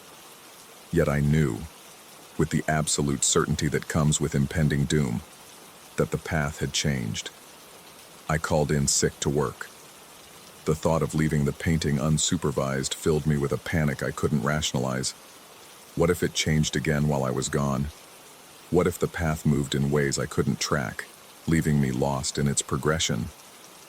Throughout that day, I positioned myself in my chair with a notepad, sketching the path's exact configuration every hour. My drawings grew increasingly frantic, my hand cramping from gripping the pencil too tightly. The sketches revealed no changes during daylight hours, but something about the painting's stillness felt expectant, as if it were waiting for nightfall. That evening, I dozed fitfully in my chair rather than retreat to my bedroom. I woke to find pale moonlight streaming through my windows, transforming the painting into something luminous and alive. The path had changed again. It now curved deeper into the forest, revealing glimpses of what might have been structures among the trees, angular shadows that could have been ruins or buildings so ancient they'd become part of the landscape itself. My mouth went dry. The metallic taste of fear coated my tongue as I realized I could see further along the path than should have been possible within the painting's borders. It was as if the canvas had expanded, though the frame remained unchanged. The painted world was growing, spreading beyond its physical boundaries in ways that made my vision blur and my head pound. I began keeping detailed journals, documenting each alteration with the obsessive precision of a man watching his sanity slip away. The path revealed itself incrementally, night after night, like a slow-motion revelation. Sometimes it branched into multiple routes. Other times it narrowed to barely more than a deer trail winding between massive tree trunks, whose bark bore strange markings that hurt to look at directly. My appetite disappeared. Food turned to ash in my mouth, and my reflection in the bathroom mirror showed hollow cheeks and eyes rimmed with red. Dark circles spread beneath them like bruises, and my skin took on the waxy pallor of someone who hadn't seen sunlight in weeks. When concerned colleagues called, I told them I was fighting a persistent flu. The lie came easily. I felt diseased, infected by something that was slowly consuming me from within. The painting consumed my days and haunted my nights. I moved my sleeping bag to the living room floor, positioning it so I could watch the canvas even in darkness. Sleep became a series of micro-naps interrupted by compulsive checking. Each time I opened my eyes, I expected to find the path had advanced further, revealing more of its mysterious destination. 3 weeks after the painting's arrival, I noticed the first change to my house. It started with the wallpaper in my living room. The pattern, small blue flowers on cream background, began to fade near the painting. Not uniformly, but in patches that seemed to correspond to the painted meadow's edges. Where my wall met the canvas, the cheerful domestic pattern gave way to something that looked increasingly like weathered plaster, stained and mottled as if exposed to decades of rain and wind. My breathing became shallow and rapid. I pressed my palm against the affected wall, and the surface felt different, rougher, somehow more porous. When I pulled my hand away, my skin was dusty with something that smelled of old leaves and damp earth. The changes accelerated after that. Each morning revealed new transformations that made my heart race and my vision swim with panic. The hardwood floors began to show patches of what looked like compressed soil and scattered pebbles. The ceiling developed stains that resembled cloud formations, complete with the yellowish tinge of the painting's perpetually threatening sky. I stopped answering my phone. The outside world felt increasingly unreal, a distraction from the vital work of documenting my home's metamorphosis. I filled notebook after notebook with observations, my handwriting becoming increasingly erratic as exhaustion and terror took their toll. The words seemed to move on the page sometimes, rearranging themselves when I wasn't looking directly at them. My furniture began to change too. The reading chair's upholstery faded and developed patches that looked like lichen. The coffee table's wood grain shifted, becoming more gnarled and organic, as if it were slowly returning to its forest origins. Books on my shelves grew warped and swollen, their pages yellowing and brittle, filled with text that no longer resembled the stories I remembered. The path in the painting continued its relentless progress. It had revealed an entire village now, or what remained of one. Ancient stone buildings clustered around a central square, their windows dark and empty.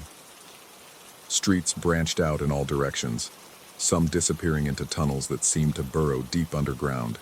The detail was impossible, far more than any canvas could contain, yet there it was, spreading before my increasingly bloodshot eyes.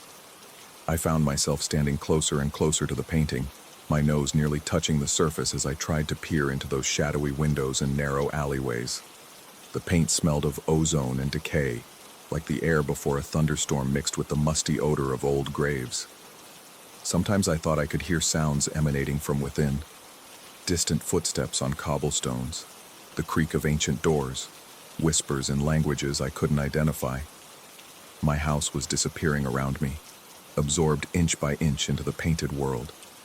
The boundaries between my living room and the meadow blurred, until I could no longer tell where reality ended and the painting began. Grass sprouted through cracks in my floorboards. The scent of wildflowers mixed with the stale air of my increasingly tomb-like home. I woke one morning to find my feet bare and dirty, soil caked beneath my fingernails despite never leaving my house. My clothes smelled of long journeys through wild places, and there were burrs caught in my hair. The painted path now extended beyond the frame entirely, its cobblestones emerging from the canvas to merge seamlessly with my transformed floor. The village in the painting was no longer empty. Figures moved through its streets, distant and indistinct, but undeniably present. They seemed to pause at windows and doorways, turning toward me with faces I couldn't quite make out but somehow recognized. The sensation of being watched became constant, a weight pressing down on my shoulders and crawling along my spine like cold fingers. I tried to leave once. My hand reached for the front door handle, but when I turned it, the door opened not onto my familiar street but onto the painted meadow.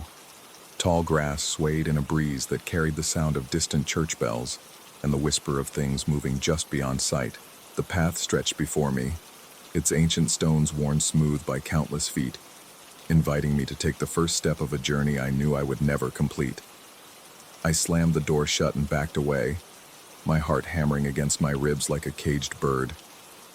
But I could still smell the meadow's green scent seeping beneath the door. still hear the soft rustling of grass and the almost musical sound of wind through old oak leaves. The walls of my house had become transparent, or perhaps they had simply ceased to exist in any meaningful way. Through them, I could see the painted landscape extending in all directions, an endless world of meadows and forests, villages and ruins, all connected by paths that branched and converged in patterns too complex for human understanding. I was no longer certain where I ended and the painting began.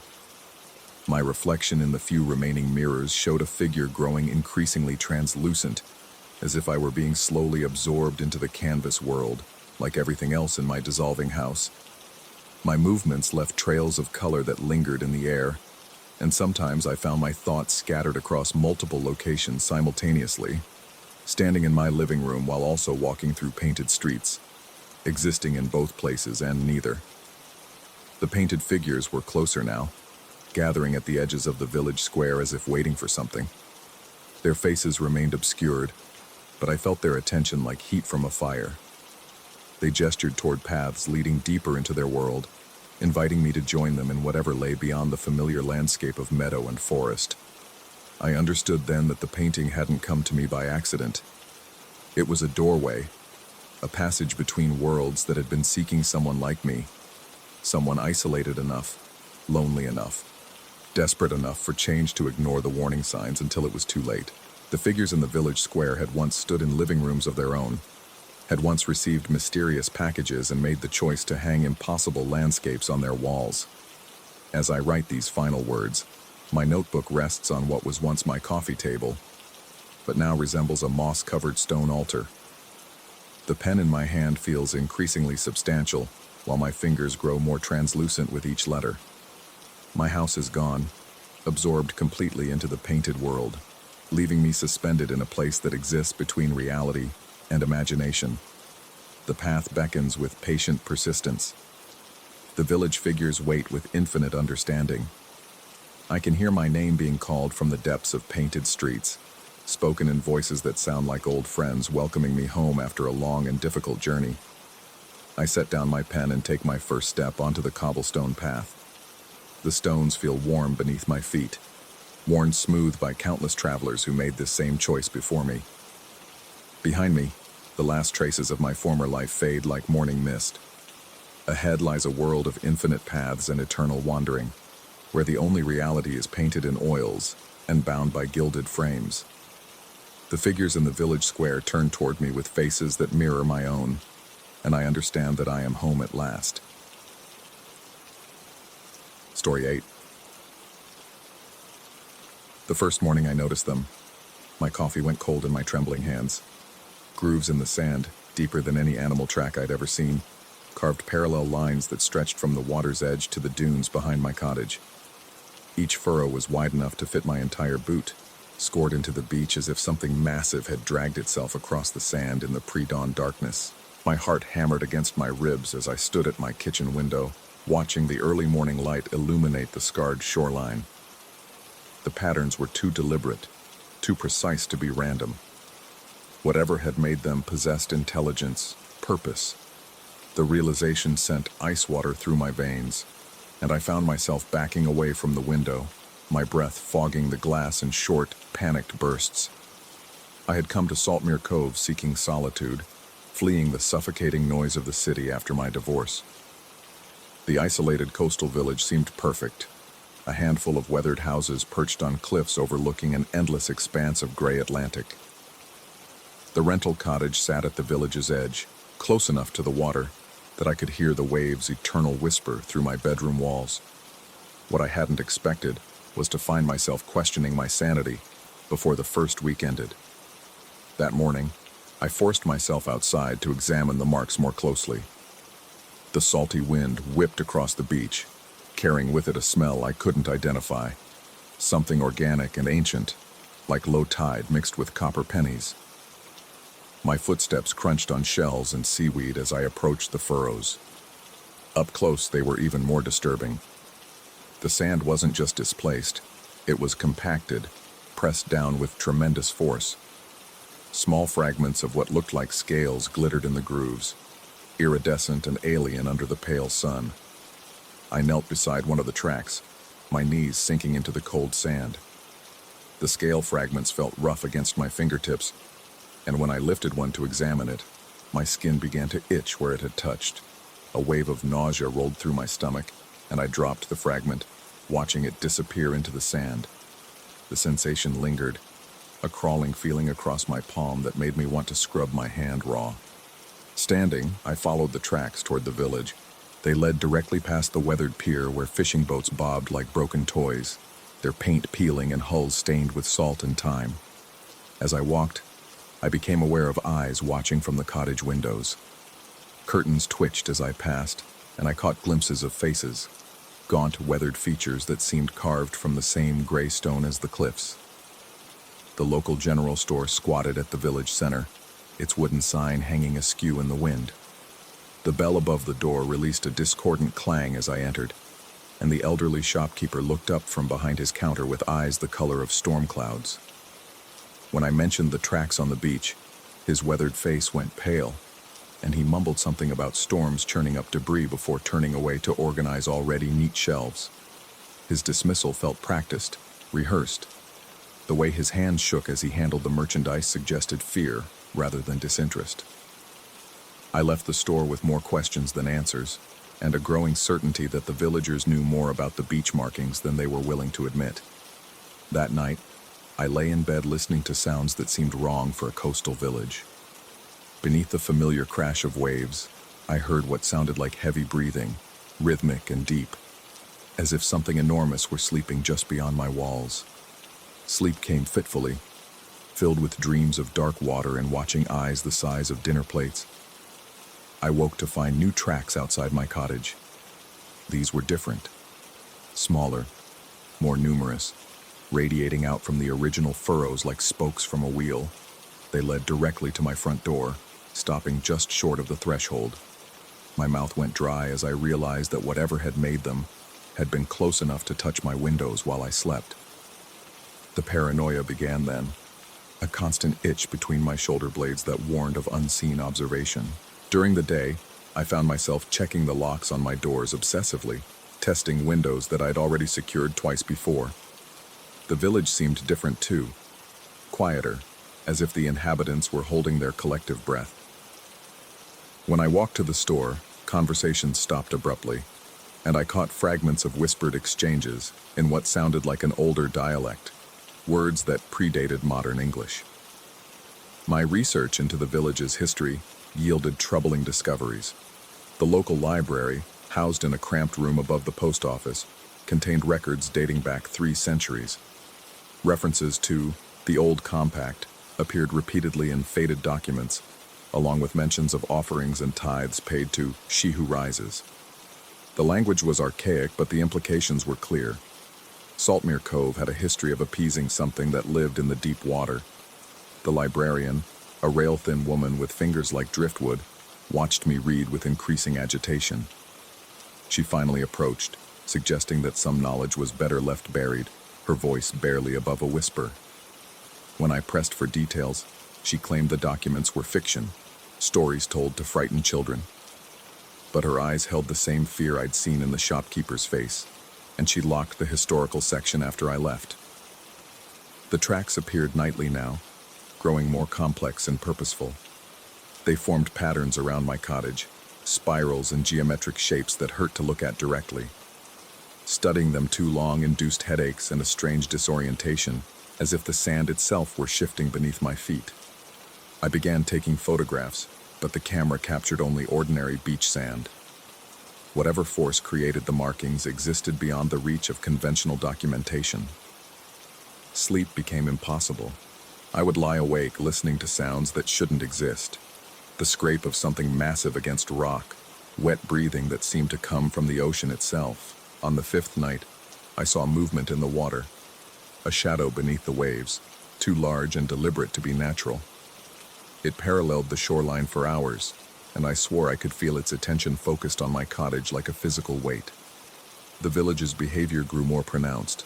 Lights began appearing in windows at strange hours, flickering in sequences that seemed too regular to be coincidental.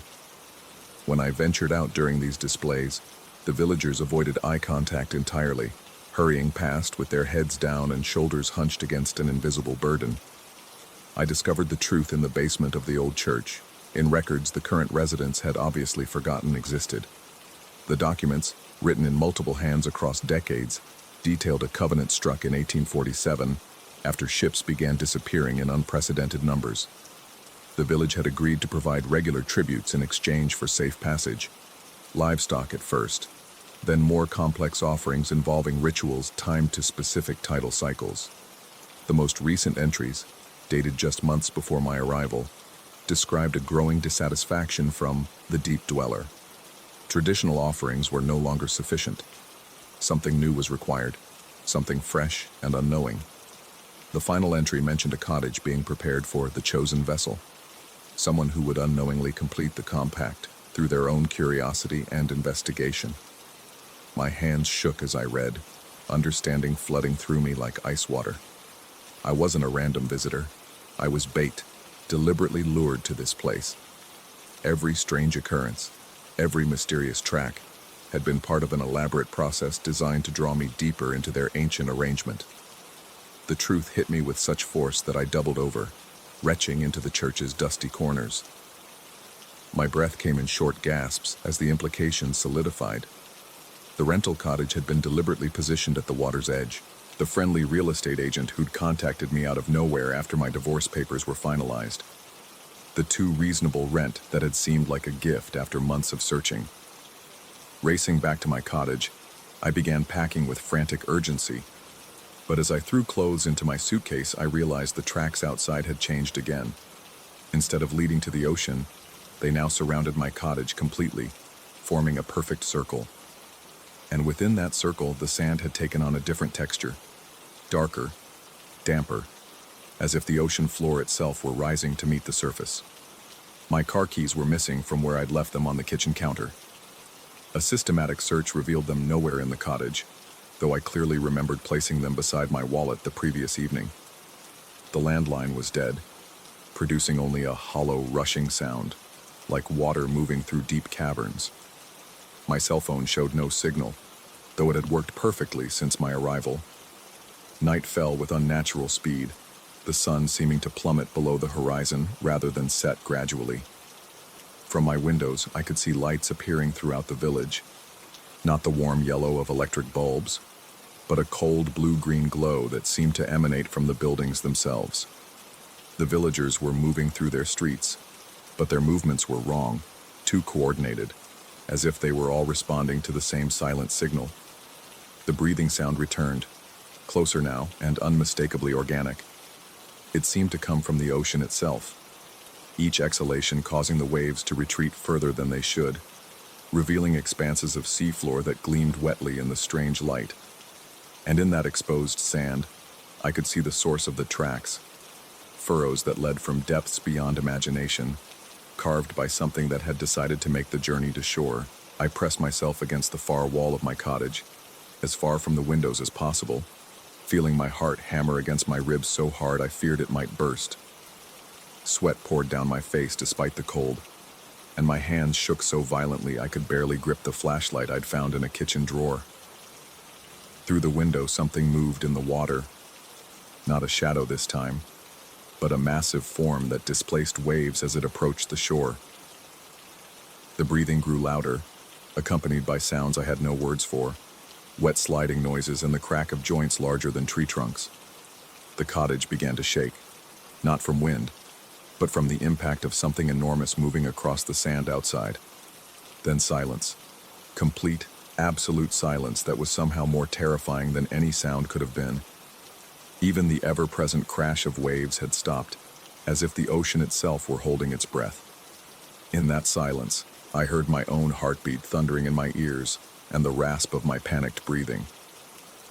A knock came at my door. Not the tentative rap of knuckles, but a slow, deliberate sound, something hard striking wood with measured patience. The knocking continued for exactly 13 beats, then stopped. After a moment, it resumed, the same pattern, the same deliberate rhythm. I remained frozen against the wall, every muscle in my body screaming with tension. The knocking came a third time, and with it, a voice, not quite human, speaking words in that ancient dialect I'd heard in whispered village conversations. Though I couldn't understand the language, the meaning was clear enough. An invitation, a summons, a final call to fulfill whatever compact my presence had completed. The cottage's front door began to glow with that same blue-green light I'd seen throughout the village. The wood itself seemed to become translucent, and through it, I could see a shape that defied description. Massive, fluid, ancient beyond measure, it waited with the patience of deep tides and geological time, knowing that whatever had brought me here would eventually compel me to respond. But understanding the trap meant I could also recognize its limitations. The villagers' fear, their careful avoidance of direct involvement, suggested that whatever power they'd invoked required willing participation. I could feel the compulsion working on my mind, a growing urge to open the door and accept whatever role had been assigned to me. The urge felt foreign, intrusive, like fingers made of cold water probing the inside of my skull. I fought against it, focusing on my own thoughts, my own will. The cottage shook again, and I heard the sound of wood beginning to splinter. But I also heard something else, a change in the breathing, a note of frustration, or perhaps uncertainty. The blue-green light began to flicker, and the shape beyond the door seemed less solid, more fluid. Dawn approached with agonizing slowness, but as the first gray light touched the horizon, the presence outside began to withdraw. The breathing faded, replaced gradually by the familiar sound of waves against sand. The blue-green glow disappeared from the cottage walls, and the oppressive weight that had pressed against my thoughts lifted like morning fog. I waited until full daylight before approaching the windows. The beach was empty, unmarked by any tracks. The village appeared normal, smoke rising from chimneys and boats bobbing peacefully in the harbor. But I knew the normalcy was temporary, a pause between movements in an ancient dance. My car keys lay on the kitchen counter exactly where I'd originally placed them, as if they'd never been missing. My phone showed full signal strength. Everything had been restored, but the restoration felt like a reprieve rather than a release. I packed quickly and left Saltmere Cove before noon, driving without stopping until I reached the city. But even now, months later, I find myself checking the news for reports from that stretch of coast. And sometimes when I look out at any body of water, a lake, a river, even a full bathtub, I think I can see movement in the depths, something vast and patient that has learned my scent and knows exactly where to find me when the time comes to complete what was started in that isolated village. The tracks may be gone from the beach at Saltmere Cove, but I carry their pattern with me now, carved into my memory with the same precision that something immense once used to mark the sand. And in my dreams, I still hear that ancient breathing, waiting for my return. Story 9. The silence woke me. Not the gentle rocking of the train car, not the rhythmic clatter of wheels on tracks that had lulled me to sleep hours before. Just an absolute, suffocating silence that pressed against my eardrums like cotton stuffed too deep. My eyes snapped open to find the overhead lights flickering intermittently, casting erratic shadows that danced across empty seats. The train had stopped. I sat up, my spine cracking from the awkward position I'd slept in, and immediately felt the wrongness seep into my bones. The air tasted metallic, tinged with something I couldn't identify. Not quite decay, not quite smoke, but something that made my tongue feel thick and dry. My heart began its slow, heavy thump against my ribs as I scanned the empty car. Every seat that had been occupied when I'd dozed off now sat vacant. Personal belongings vanished as if they'd never existed at all. Through the grimy windows, a thick fog pressed against the glass like searching fingers. It wasn't the natural mist I'd seen rolling across farmland during the journey. This fog moved with purpose, swirling in patterns that made my eyes water when I tried to focus on them. Beyond it, I could barely make out the outline of a station platform, its edges dissolving into the gray void. My throat constricted as I stood, legs shaking more than they should have from just waking up. The train car felt smaller somehow, the ceiling lower, the walls closer together. I told myself it was just disorientation from sleep, but my skin prickled with the unmistakable sensation of being watched. My palms were already slick with sweat as I made my way toward the door, each step echoing in the hollow space. The platform outside stretched into nothingness in both directions. Victorian-era lampposts lined the walkway, their glass globes cracked and dim, casting sickly yellow pools of light that barely penetrated the fog. The station building loomed ahead, a massive brick structure with broken windows that gaped like dead eyes. Paint peeled from its walls in long strips, revealing patches of wood underneath that had gone black with age and moisture. I called out, asking if anyone was there, but my voice seemed to die just inches from my mouth, swallowed by the oppressive atmosphere. The fog muffled everything, creating a cocoon of isolation that made my chest tight with claustrophobia. I could hear my own breathing, sharp and shallow, and the wet squelch of my shoes on the damp platform.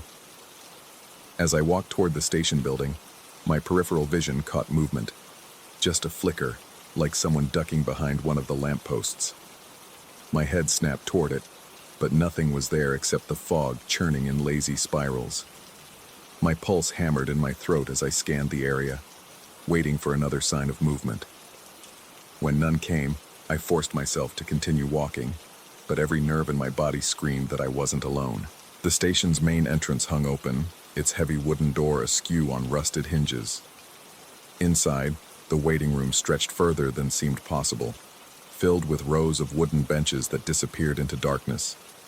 A ticket window sat behind iron bars, its glass spiderwebbed with cracks. Behind it, I could see the vague outline of what might have been a person, but when I approached, I realized it was just a coat hanging on a hook, swaying slightly in a breeze I couldn't feel. My skin crawled as I explored the building. Every footstep echoed strangely, as if the sound was being repeated from somewhere else. The air grew colder the deeper I went, and my breath began to mist. In one corner, I found a departure board with letters and numbers that seemed to shift when I wasn't looking directly at them. They spelled out destinations I'd never heard of, with arrival times that made no sense. Some in the past, some impossibly far in the future. When I finally made my way back outside, my blood turned to ice water. The train was exactly where I'd left it, but it looked different somehow. Older. Rust streaked its sides, and the windows were fogged from the inside, as if someone had been breathing on them. As I got closer, my stomach clenched with a sick realization. The door I'd exited through was no longer there. The entire side of the car was smooth, unbroken metal. Panic clawed its way up my throat as I circled the train, searching for any way back inside. My hands shook as I ran them along the cold metal, looking for a handle, a latch, anything. But the train had become a sealed tomb. My breathing turned ragged, each intake burning my lungs as the fog seemed to press closer, reducing my world to just a few feet in any direction. That's when I saw them. Figures stood motionless in the fog, barely visible shapes that might have been people, or might have been tricks of light and shadow. They didn't move when I stared at them directly, but I could swear they shifted position when I looked away. My heart hammered so hard I could feel it in my fingertips as I counted them. 5, then 7, then more appearing from the gray void. I stumbled backward, my feet sliding on the wet platform, and suddenly I was running. The fog seemed to part before me and close behind, creating a tunnel through which I fled blindly. My lungs burned as I gasped for air that felt too thin, too cold. Behind me, I could hear nothing. No footsteps, no pursuit. But the silence was worse than any sound would have been. When I finally stopped, chest heaving and legs trembling, I found myself back at the train, the exact same position where I'd started. Even the door I'd been unable to find moments before was there again, hanging open like a mouth waiting to swallow me whole. My mind reeled as I stared at the impossible sight. I had run in a straight line. I was certain of it. There had been no turns, no curves in the platform. Yet here I was, back where I'd begun, as if the station had folded in on itself. I forced myself to board the train again, hoping against hope that it would start moving, that this nightmare would end. But as I settled into my seat, the same seat where I'd awakened, I noticed something that made my blood freeze in my veins. On the window beside me, Someone had traced words in the condensation. "You can't leave." The letters were fresh, the glass still warm from whatever finger had written them. I spun around, scanning the empty car, but found nothing except row after row of vacant seats. My skin felt like it was crawling with insects as I turned back to the window. The words had changed. Now they read, "We've been waiting." A low rumble filled the car as the train lurched into motion. Relief flooded through me until I looked outside and realized we were moving backward, retracing the same route I'd just walked.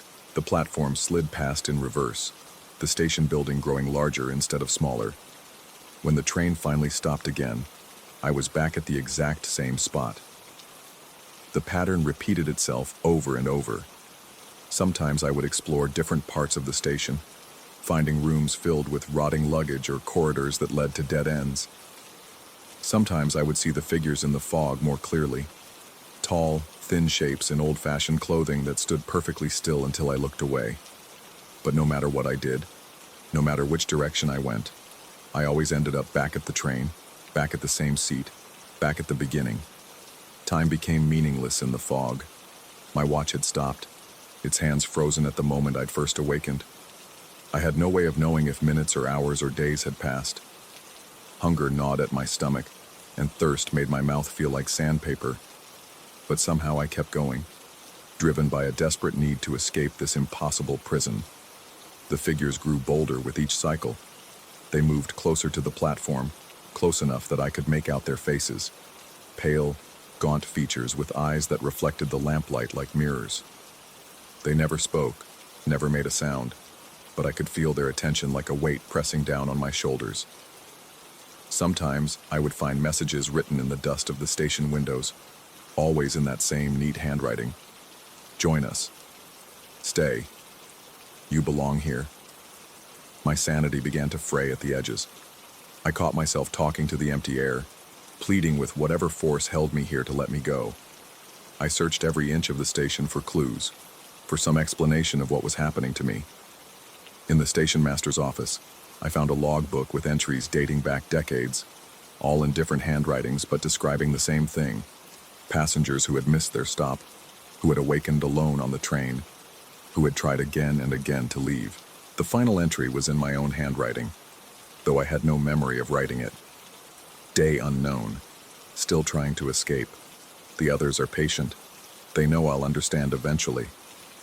As I stared at the impossible words in my own hand, the truth began to dawn on me with horrible clarity. The fog wasn't keeping me here. I was keeping myself here. Some part of me, some deep, hidden corner of my mind, didn't want to leave. Maybe I had been running from something in my life, something I couldn't face. Maybe the train had offered me the perfect escape, and now I was trapped in my own desire to disappear. The figures in the fog weren't threatening. They were waiting. Waiting for me to accept what I already knew but couldn't admit. That I belonged here, in this place between places, where time had no meaning and responsibility couldn't follow. Standing on the platform for what felt like the 100th time, I looked up at the figures surrounding me. They were closer now, close enough that I could see their faces clearly. They weren't monsters or ghosts. They were people like me, travelers who had found themselves on the wrong train at the wrong time and had chosen to stay rather than face whatever waited for them in the real world. One of them, a woman in a faded blue dress, raised her hand in what might have been a greeting or a farewell. Her lips moved, and though I heard no sound, I understood what she was saying. "Welcome home." The fog began to thin, and for the first time since I'd awakened, I could see beyond the station. There, in the distance, normal train tracks stretched toward a horizon that shimmered with the promise of daylight and life and all the messy complications I'd been trying to escape. I had a choice to make. I could board the train one more time and try to break free of this loop, force myself back into a world where I had to face my failures and fears. Or I could stay here, in this place where nothing ever changed, where the weight of existence couldn't crush me. The train whistle blew, a sound that seemed to come from very far away. The fog swirled around my ankles, and I felt the gentle pull of the platform beneath my feet. In the distance, The woman in blue smiled sadly and turned away, walking into the mist with the patience of someone who had all the time in the world. I closed my eyes and made my choice.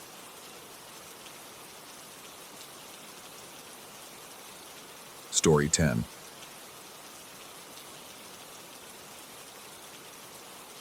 The forest breathes differently at night. Every branch creaks with malevolent intention. Every shadow harbors something that shouldn't exist, and every step forward feels like a mistake you can't undo.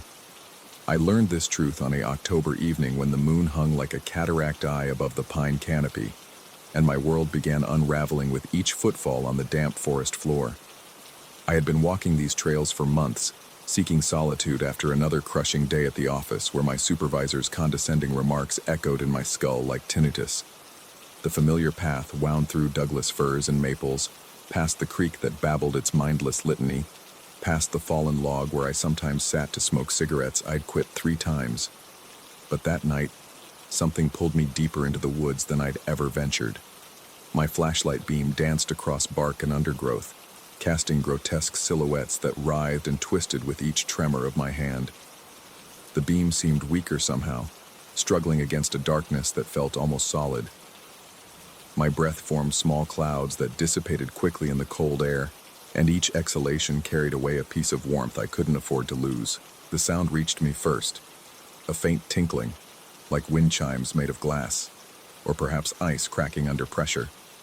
My pulse quickened, that primitive alarm system engaging before my conscious mind could process the wrongness of hearing such delicate sounds in this wilderness. I paused, straining to identify the source, but the forest had fallen into that unnatural silence that precedes something terrible. 20 yards ahead, between 2 massive pines whose trunks disappeared into the canopy's black throat, something gleamed. Not the dull reflection of my flashlight off wet leaves or standing water, but a purposeful shine that seemed to pulse with its own rhythm. My feet carried me forward despite every instinct screaming to turn back, to run, to pretend I'd never heard that crystalline sound or seen that impossible light. The object revealed itself gradually, like a photograph developing in chemical baths. An antique mirror, perhaps 3 feet tall and 2 feet wide, had been somehow embedded into the bark of the larger pine. Not nailed or attached, but grown into the tree as if the wood had flowed around it over decades. The frame appeared to be tarnished silver, ornately carved with patterns that hurt to look at directly, spirals that seemed to move when caught in peripheral vision, faces that might have been cherubs or demons depending on the angle of observation. My throat constricted as I approached. The mirror's surface wasn't quite right. Instead of the clear reflection I expected, it showed something darker, hazier, like looking through murky water. My flashlight beam seemed to penetrate the glass rather than bounce off it, disappearing into depths that shouldn't exist. Standing 3 feet from the mirror, I angled my flashlight downward and leaned forward. My reflection appeared slowly, emerging from that dark water-like surface. But something was wrong. Terribly, fundamentally wrong. The face looking back at me bore my features, but the expression was wrong. Where I felt confusion and growing dread, my reflection wore a smile. Not the pleasant expression of greeting your own image, but something predatory, something hungry. The eyes were my eyes, same brown color, same slightly asymmetrical shape from the childhood scar above my left eyebrow, but they held an intelligence that felt alien, hostile. My heart hammered against my ribs as I watched my reflection raise its hand in a slow wave. I hadn't moved my own hand. I stood frozen, paralyzed by the impossibility of what I was witnessing, while my doppelganger moved independently in that dark mirror world. The reflection mouthed words I couldn't hear, but I could read the lips well enough. It was saying my name, over and over, with that predatory smile stretching wider each time. Then it pressed its palm against the glass from the inside, fingers splayed like a spider. Condensation appeared around the hand, as if the mirror surface was warm from within. I stumbled backward, my breath coming in sharp gasps that clouded the air. The forest around me seemed to lean inward, branches reaching like gnarled fingers. Every shadow contained movement, every sound carried threat. I turned and ran, crashing through undergrowth, my flashlight beam jerking wildly as tree branches tore at my jacket and face. Back home, I poured 3 fingers of bourbon and sat in my living room chair, hands shaking so violently I could barely hold the glass. Rational explanations scrolled through my mind like a desperate slideshow. Stress hallucination, some kind of funhouse mirror effect, a prank by local kids using projection technology. None of these explanations felt right, but they were better than accepting what I'd actually seen. Sleep came eventually, but it brought no relief. Dreams of that predatory smile haunted my unconscious hours, and I woke frequently with the sensation that someone was watching me from the darkened corners of my bedroom. Each time I turned on the lights, nothing was there except the ordinary furniture and shadows. But the feeling persisted. For 3 days I avoided the forest entirely. I drove different routes to work, took lunch breaks in crowded restaurants instead of walking the trails behind the office building. But the mirror called to me. In quiet moments, I found myself thinking about it with an intensity that bordered on obsession. I needed to understand what had happened, needed to prove to myself that it had been some kind of elaborate hallucination. The 4th evening found me back on the trail, equipped with a more powerful flashlight and a smartphone to record whatever I might encounter. The forest felt different this time, more aware, more alive in the wrong ways. Small animals scurried away from my approach with what seemed like unusual urgency, and birds fell silent as I passed. The mirror waited exactly where I'd left it, still embedded in the pine trunk like a cancer. This time I approached more cautiously, keeping my distance until I could observe the reflection from several angles. The surface still held that underwater quality, but my reflection appeared more quickly now, as if it had been waiting just beneath the surface. The other me looked healthier. Its skin had better color, its posture more confident. It wore my clothes, but they fit better somehow, and its hair was styled in a way I'd never managed to achieve. When our eyes met, it smiled that same predatory expression, but now there was something else there. Recognition and patience. I held up my phone to record, but the camera showed only a normal mirror reflecting my ordinary appearance. The screen displayed exactly what I should expect to see. Myself, looking haggard and frightened, holding a phone toward a mirror. But with my naked eyes, I continued to see the other version, the better version, which had begun gesturing for me to come closer. My mouth went completely dry.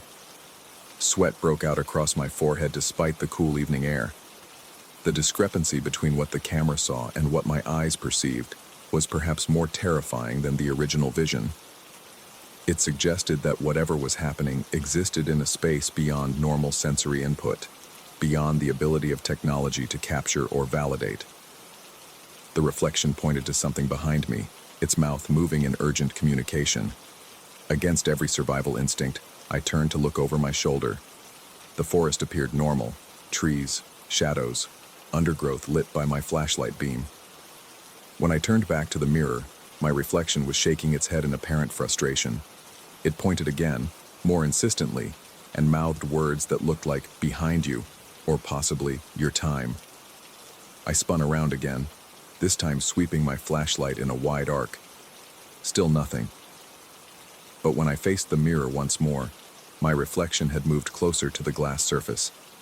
Its hand was pressed against the inside surface again, but now I could see its breath fogging the glass from within.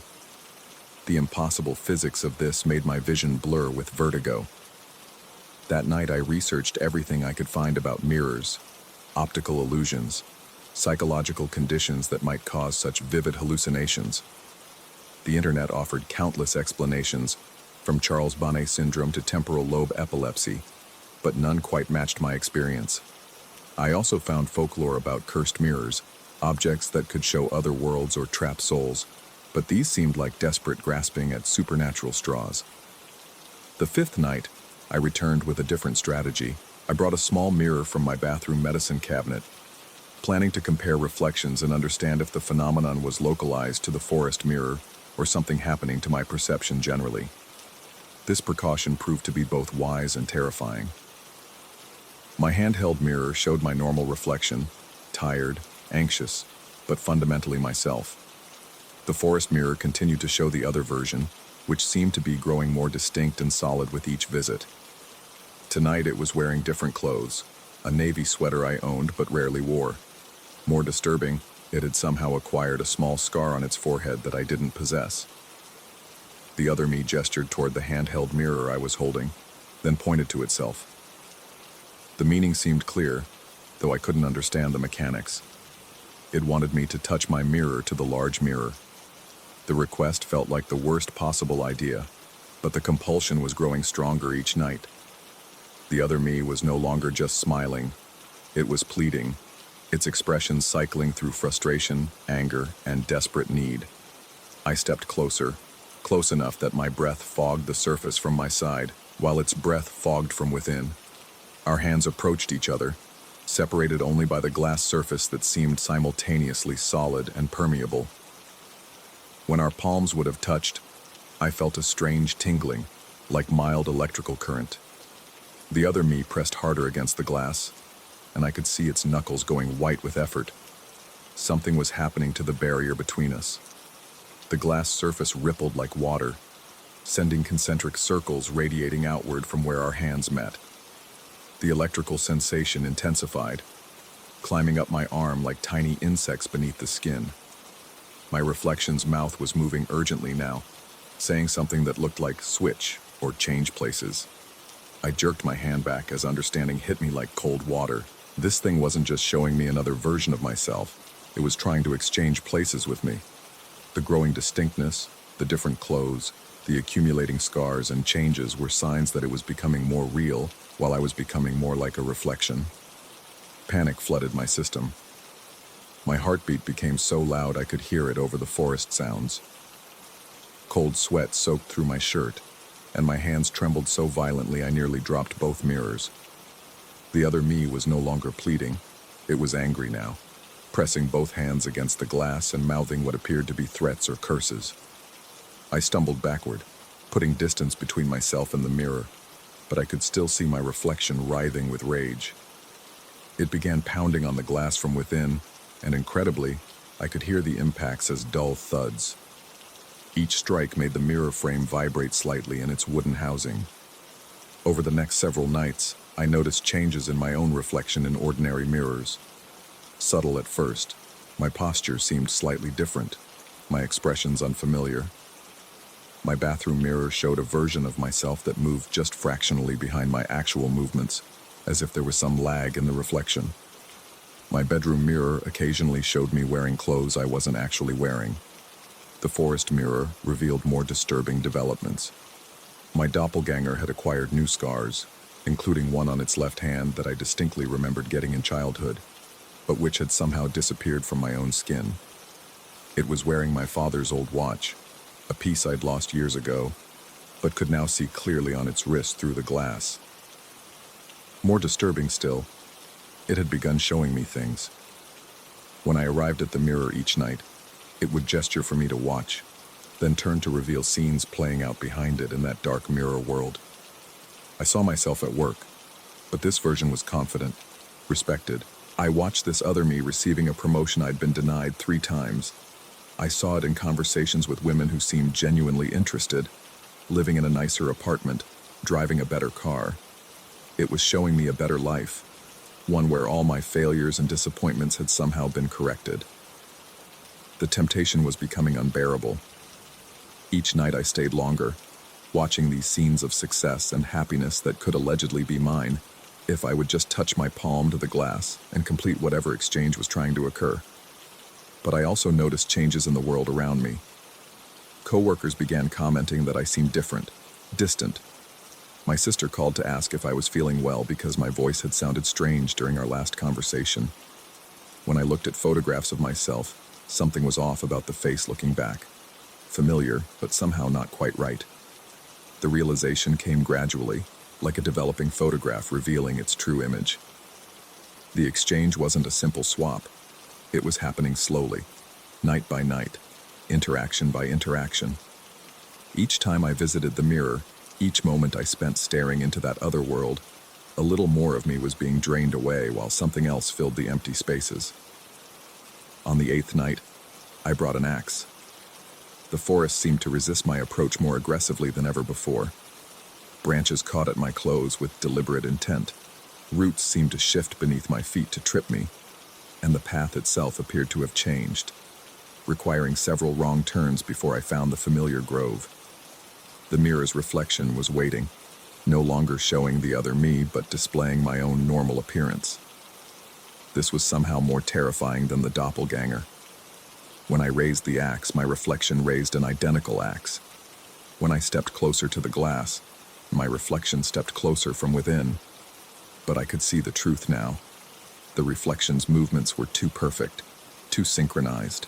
It was copying me with the mechanical precision of a true mirror image, rather than the independent actions of a separate entity. The exchange had progressed so far that I was becoming the reflection while something else was becoming me in the real world. I thought about my sister's concerned phone call, about my coworkers' comments, about the strange lag in my bathroom mirror. How long before the exchange was complete? How long before I was trapped behind the glass while something else lived my life with my face, my memories, my relationships? The axe felt heavy in my hands as I approached the mirror for what I knew would be the final time. My reflection matched my movements perfectly, raising its own axe as I raised mine. But in its eyes, my eyes, I could see something different. Not anger or predation, but resignation. Perhaps even relief. I brought the axe down with all my strength, aiming for the center of the glass surface. The impact sent shockwaves up my arms and a thunderous crash through the forest. The mirror shattered into 1,000 pieces that caught my flashlight beam and threw fractured light in every direction. For a moment, I saw myself reflected in each shard, hundreds of fragmented versions scattered across the forest floor. Some showed me as I was, others showed the healthier, more confident version, and still others showed stages of transformation I couldn't identify. Then the pieces began to dissolve, not breaking down, but simply fading away like ice melting in reverse. The silver frame remained embedded in the pine bark, but it now surrounded nothing but ordinary tree trunk. I struck it with the axe until it too broke apart and fell away, leaving only scarred bark and my own ragged breathing. Walking back through the forest, I felt lighter but somehow incomplete, like recovering from an illness that had taken something essential and irreplaceable. Every ordinary mirror I encountered in the following days showed me exactly what I expected to see. Myself, moving normally, without lag or strange variations. But sometimes, in peripheral vision, or in moments of distraction, I catch glimpses of something else in reflective surfaces. Not the confident, successful version from the mirror world, but something diminished, something that seems to be searching for a way back into the world of solid things and real consequences. I tell myself it's just memory, just psychological residue from a traumatic experience that I can rationalize now as some kind of stress-induced breakdown. But I've stopped looking directly into mirrors when I can avoid it, and I never walk in forests at night. Because sometimes, just sometimes, I wonder if I destroyed the right reflection.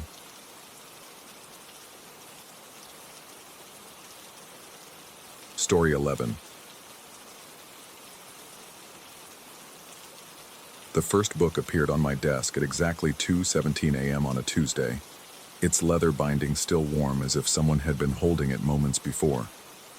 I hadn't heard footsteps, hadn't seen a shadow pass between the towering shelves, yet there it sat beneath the sickly yellow glow of my reading lamp, like a malignant growth sprouting from the mahogany surface. 3 weeks earlier, I had accepted the night shift position at the Hartwell Memorial Library, desperate enough for steady income to overlook the building's obvious decay and the librarian's nervous warnings about working alone after midnight. The pay was surprisingly generous for what seemed like simple security work with clerical duties, though Mrs. Pemberton had been oddly specific about certain rules.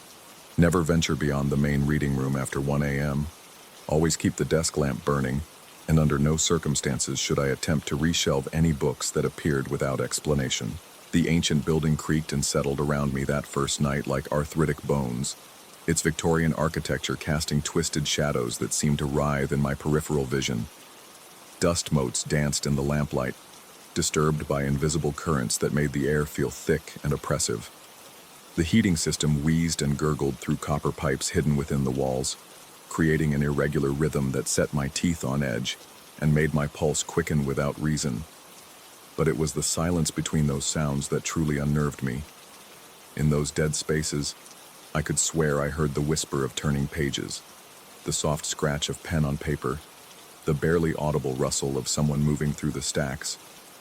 Yet whenever I raised my head from the inventory logs, scanning the shadows between the towering bookshelves, I found nothing but empty aisles stretching into darkness. The first book's title was embossed in faded gold lettering, The Account of Marcus Reed, Volume 1. My name stared back at me from the cover, and my hands began to tremble as I opened to the first page. The paper felt unnaturally smooth, almost warm to the touch, and the ink seemed to shimmer slightly in the lamplight as if it hadn't quite dried. What I read there made my throat constrict and my breathing turn shallow. The book contained a detailed account of my life from that very moment forward, written in elegant script that looked disturbingly familiar. It described how I would leave the library at dawn, stop at the corner diner for coffee and scrambled eggs, and strike up a conversation with a red-haired waitress named Sarah about her plans to move to Portland. It detailed the exact words we would exchange, her nervous laugh when I complimented her earrings, even the way she would unconsciously twist her wedding ring while speaking. My mouth went dry as I read, my heart hammering against my ribs like a caged bird.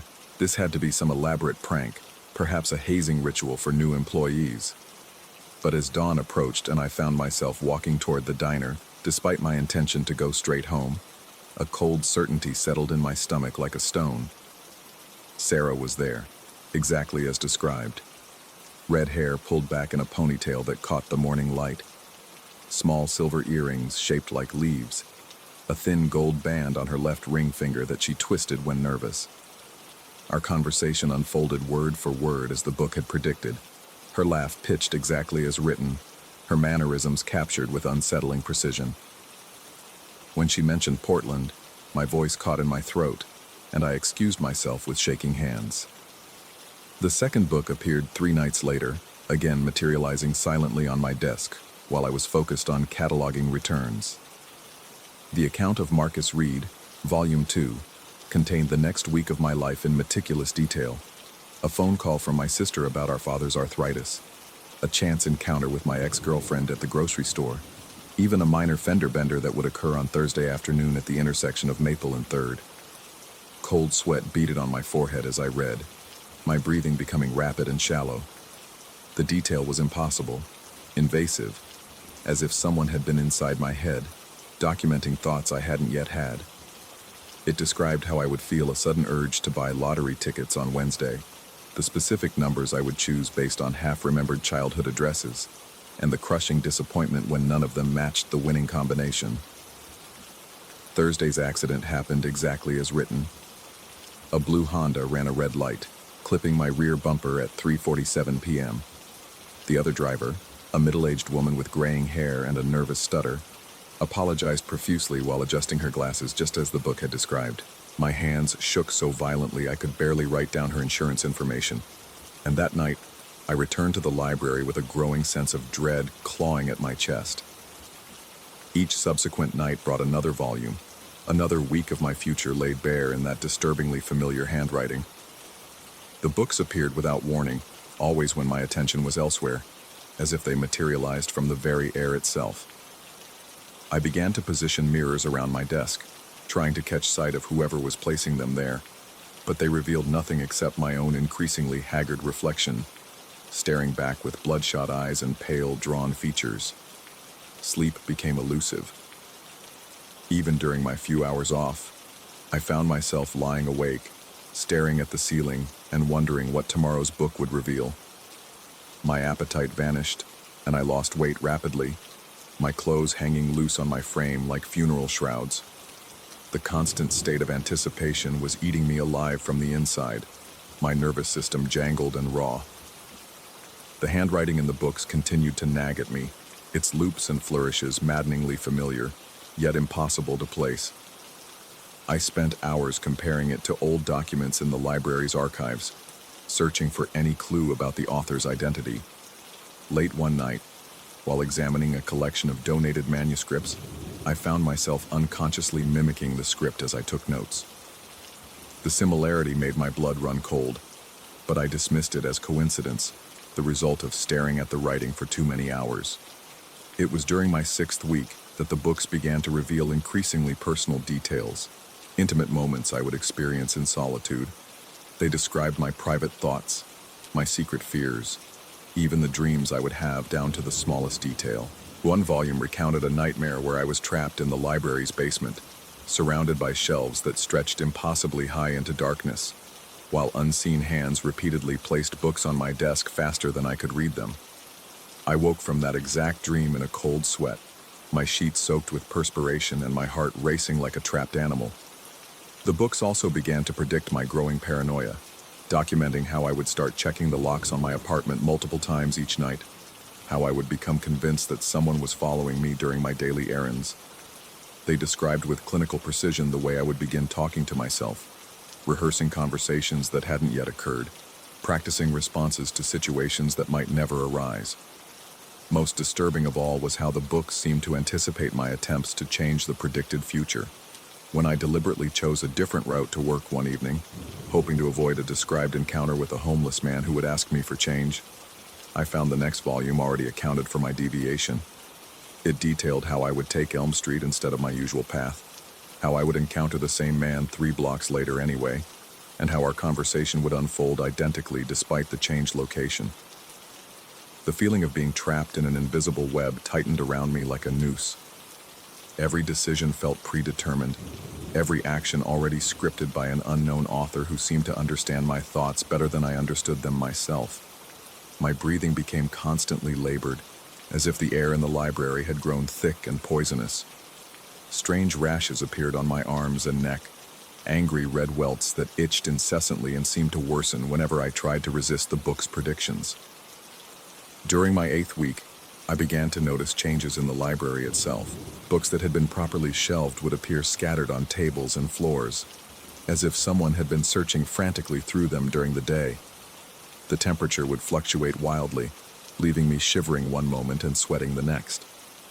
The building's settling sounds grew more pronounced, creating an almost rhythmic pattern that reminded me uncomfortably of someone writing with an old fountain pen. Most unnerving were the mirrors I had installed. They began to reflect strange distortions, showing movement in areas where I could see nothing with my naked eyes. Sometimes I caught glimpses of a figure hunched over a desk in the reflection, writing furiously with an antique pen.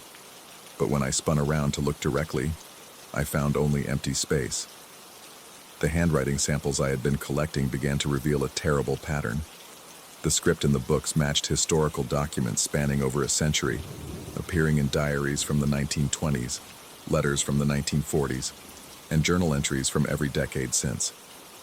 Yet it was always the same hand, unchanging and ageless, as if the same person had been writing continuously for generations. On my 59th night, I arrived at the library to find not one book but an entire stack waiting on my desk. 23 volumes of The Account of Marcus Reed, each one thick and bound in that same unsettling leather. My vision blurred as I stared at them, my pulse thundering in my ears like the drum of an approaching storm.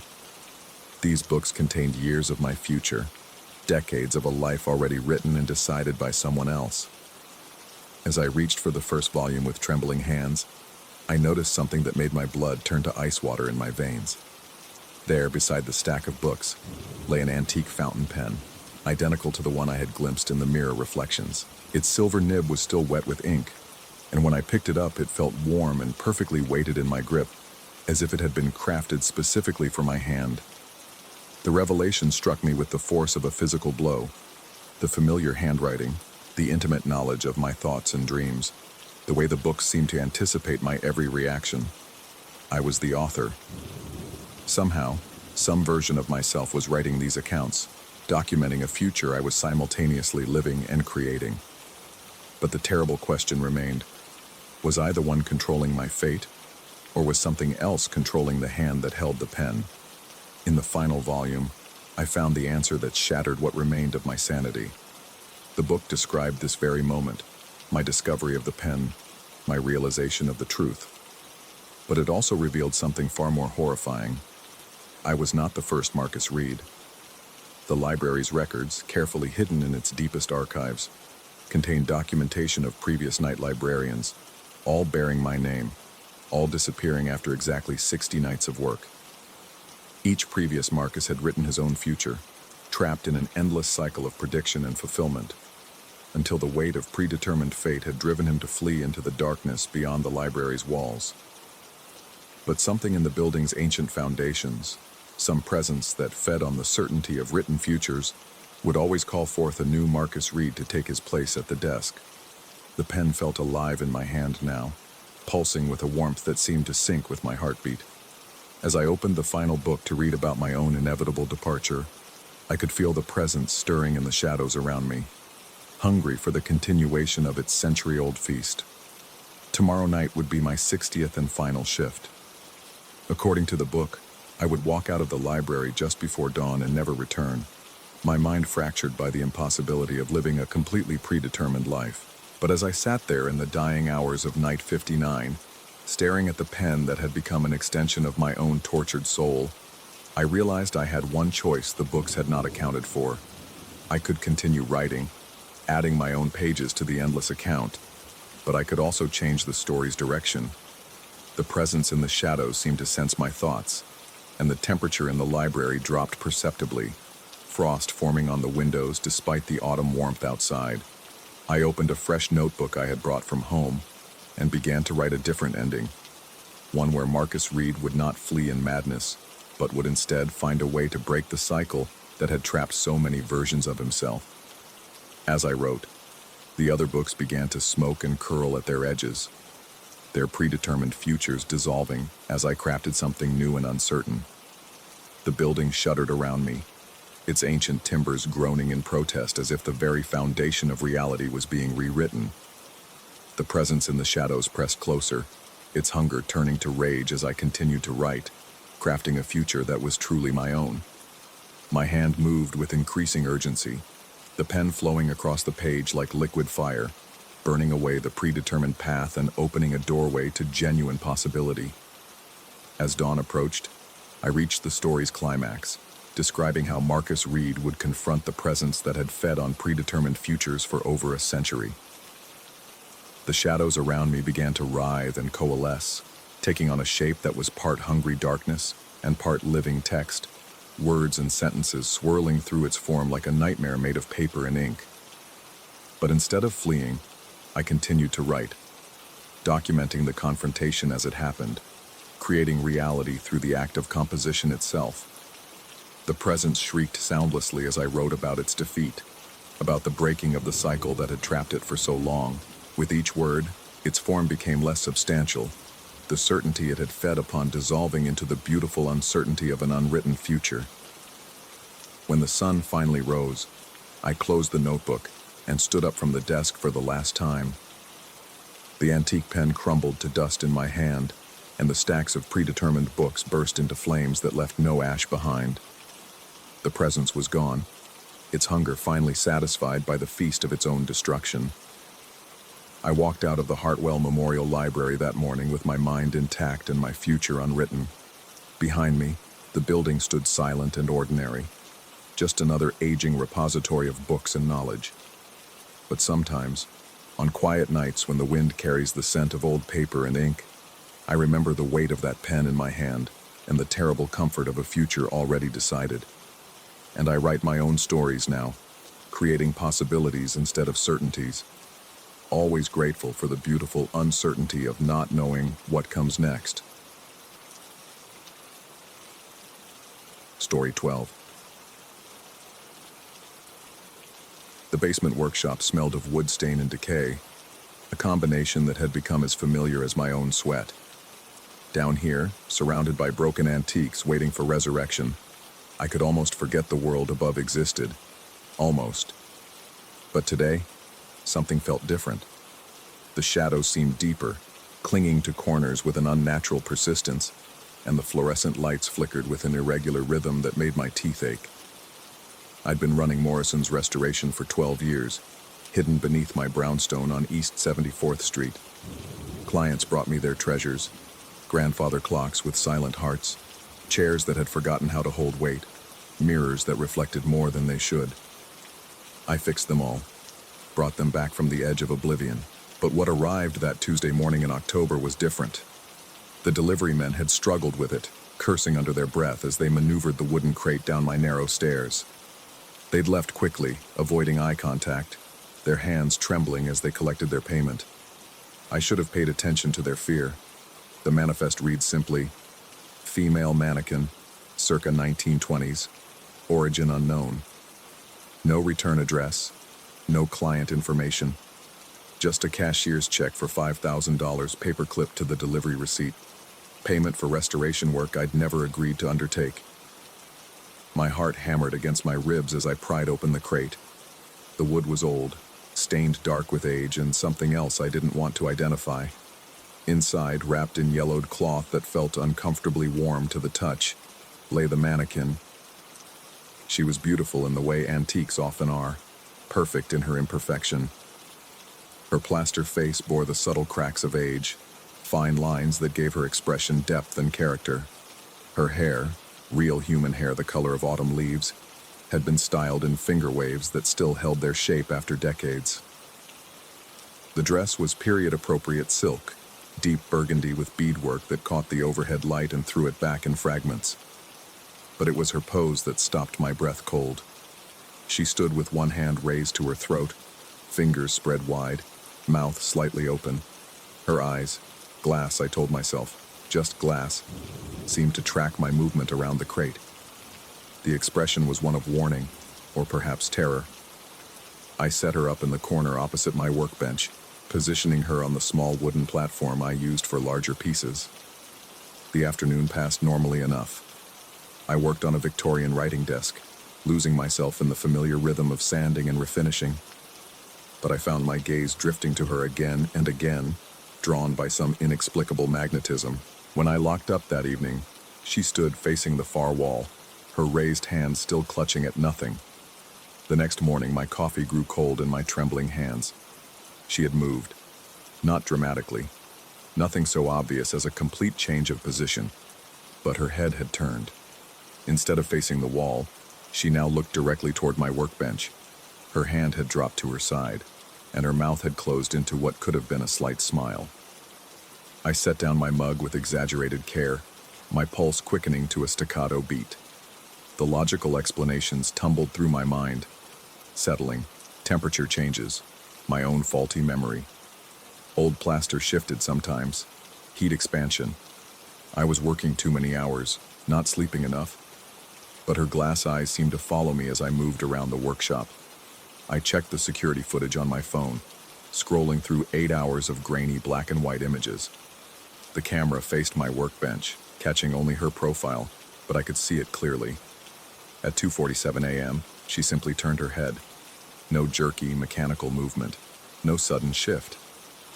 She turned with the fluid grace of a living woman adjusting her position. My hands shook so violently I nearly dropped the phone. That afternoon brought my first client of the week, Mrs. Henderson, an elderly woman who collected Depression-era glassware. She wanted me to repair a serving bowl that had belonged to her grandmother.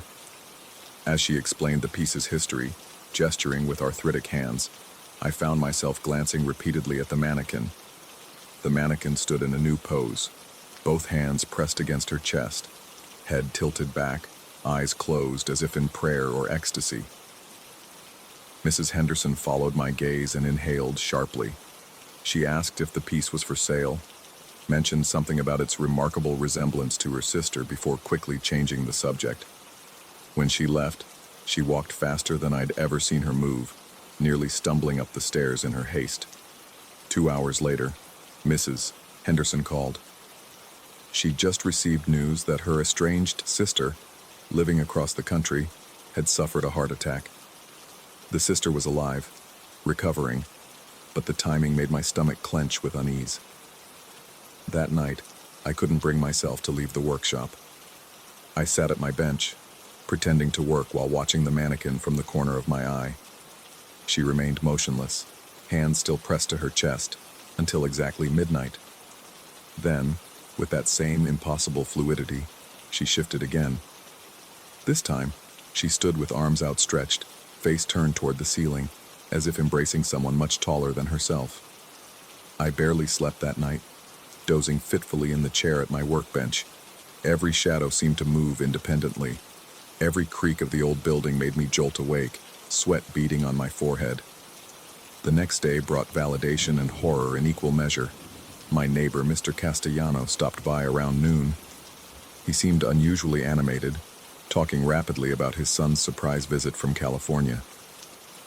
The boy had shown up unannounced that morning, the first time they'd spoken in 3 years.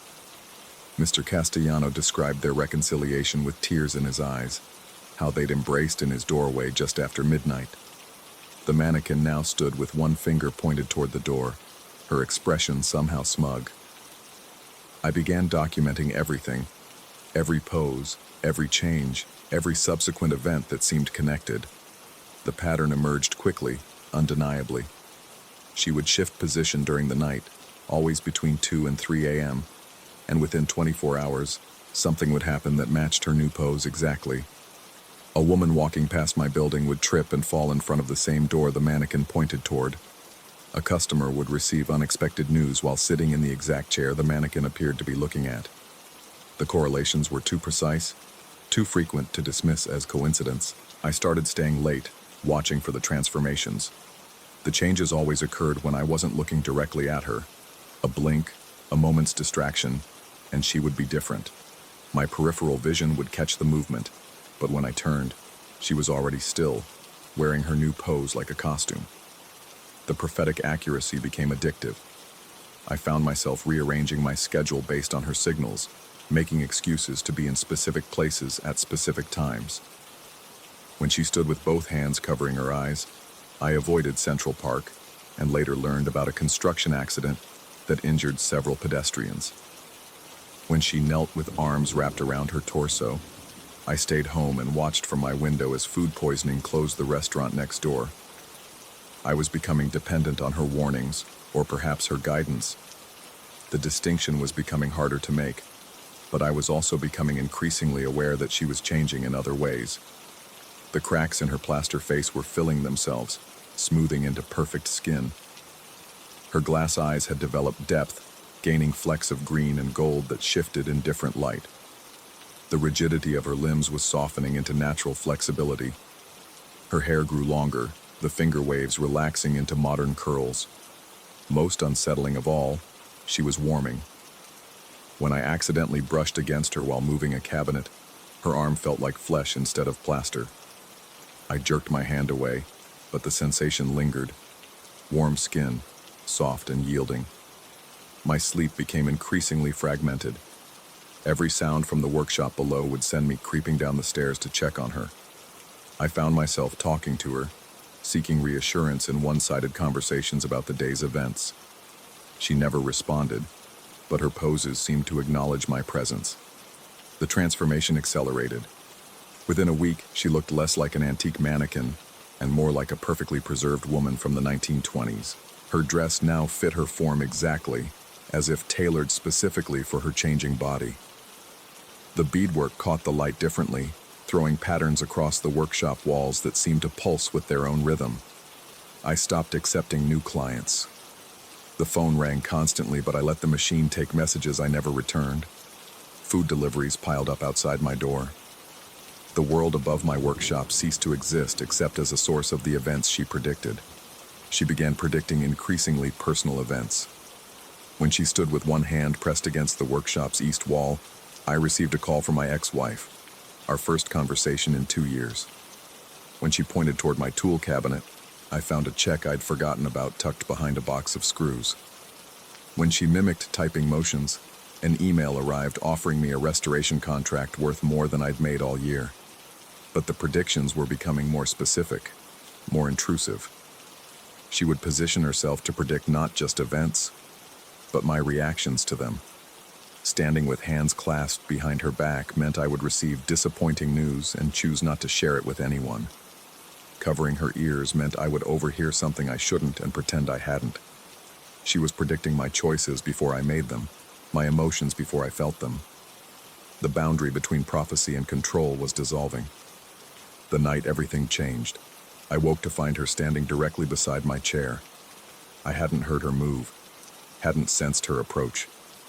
She simply appeared there, close enough that I could feel warmth radiating from her body. Her face, now completely human, wore an expression of profound sadness. She reached toward me with movements that were unmistakably alive. Her fingers, no longer plaster but flesh and bone, stopping just short of touching my cheek. Her lips parted, and I heard something that might have been my name whispered in a voice like autumn wind. I scrambled backward, knocking over my coffee mug and sending tools clattering to the floor. She didn't follow, but her eyes tracked my movement with unmistakable awareness. "What do you want?" I managed to ask, my voice cracking. She smiled, the first expression I'd seen that wasn't a pose, and moved back to her platform. With deliberate slowness, she arranged herself in a new position, arms crossed over her chest, head bowed, eyes closed, the posture of rest, or death, or surrender. I understood with crystalline clarity that she was showing me my future. Tomorrow I would stand exactly as she stood now. The addiction to her predictions had become a cage, and I was the one holding the key. The revelation broke something inside me. The weeks of isolation, of living according to her silent guidance, had transformed me into something as artificial as she had once been. While she gained humanity, I had been losing mine, piece by piece, until only the hollow shell of routine remained. I grabbed a hammer from my workbench, but my hands shook too violently to use it. She watched me with those increasingly human eyes, and I saw not malevolence but pity. She had never been the predator. I had made myself the prey. Instead of destroying her, I did something harder. I walked to my security system and deleted all the footage. I erased my documentation, destroyed my notes about her predictions. I forced myself to look away as she shifted into her next pose, ignoring the peripheral movement that had become my obsession. When morning came, I called Mrs. Henderson.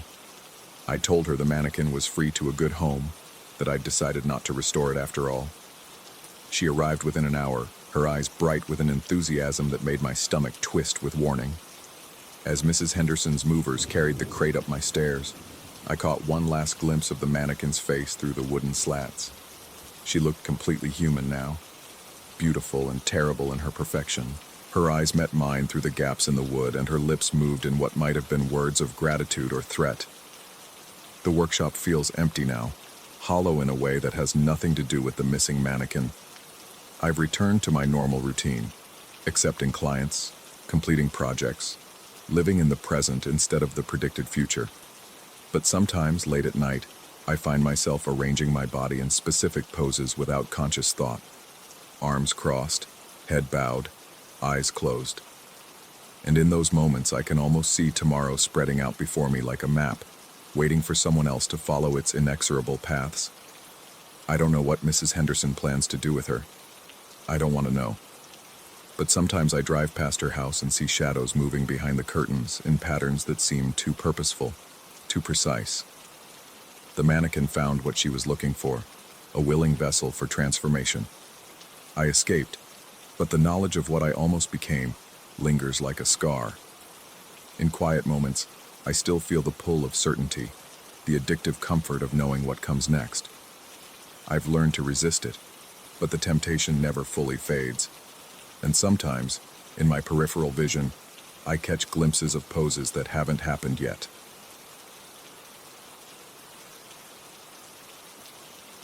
Story 13.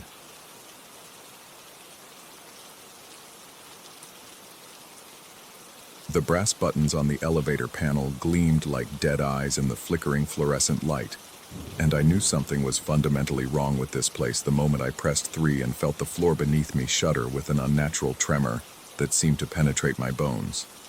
The apartment listing had been too good to be true, a spacious one-bedroom in a historic downtown building for half the market rate.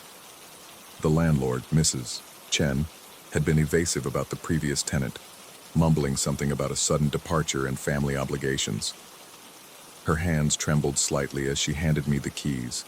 and she avoided making eye contact when I asked about the building's history. I should have paid attention to these warning signs, but desperation has a way of making us blind to obvious red flags. The Meridian building stood 12 stories tall, constructed in 1928, with all the architectural grandeur of the era. Art Deco flourishes adorned the lobby, and the original brass fixtures had been meticulously maintained. My apartment was on the third floor, 3B, a corner unit with large windows that overlooked the bustling street below. For the first week, everything seemed perfectly normal.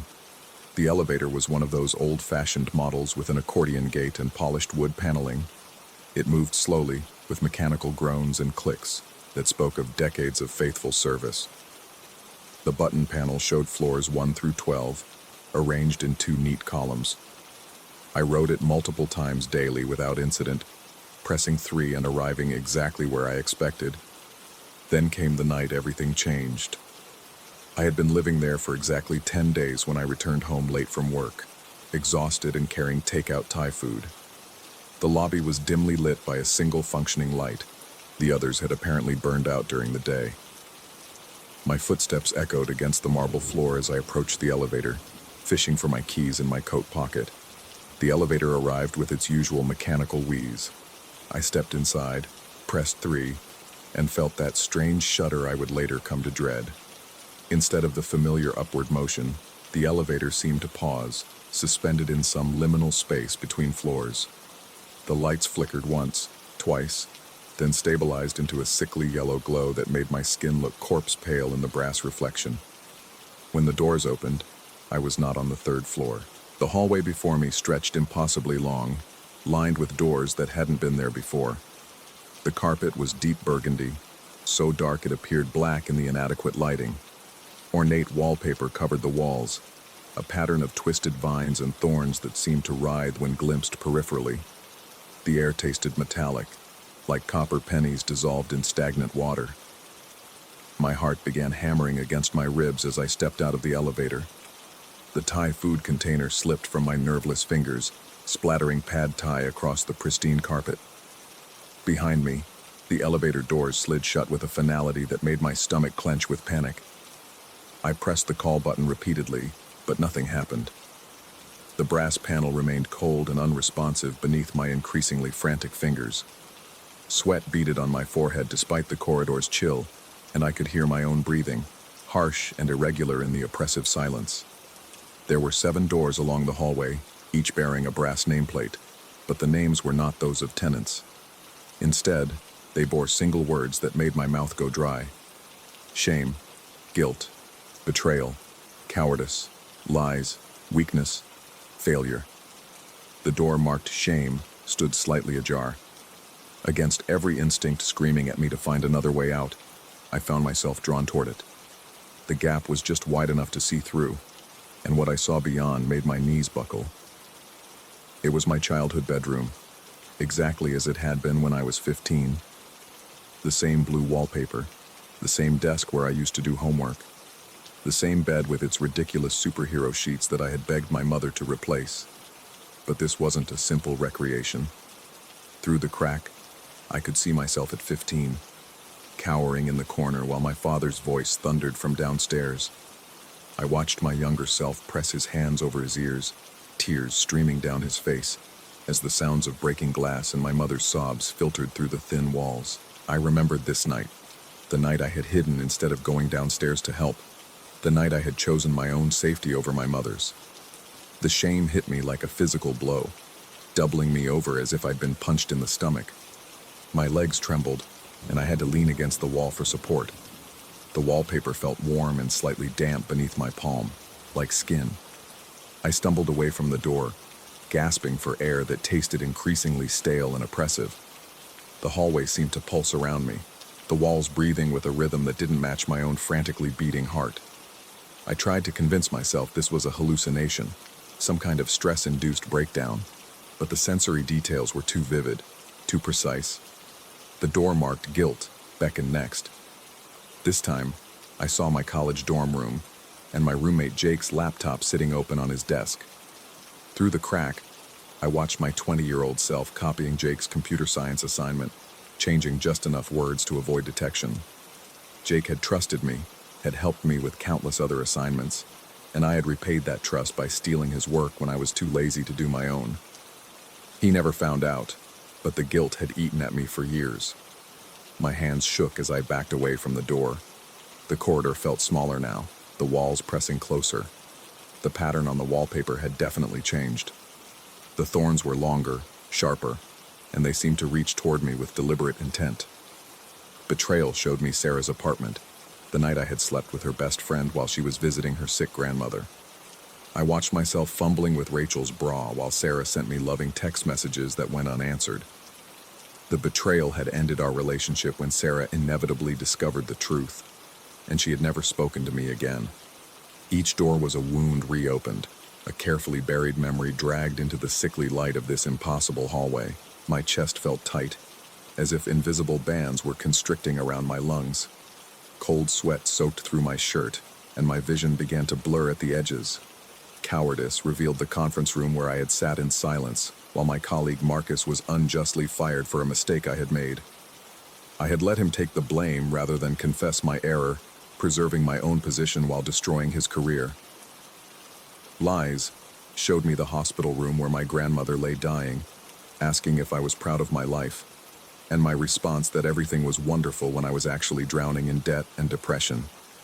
Weakness displayed the gym where I had watched Tommy Morrison get beaten up by 3 older kids, doing nothing to help because I was afraid they would target me next.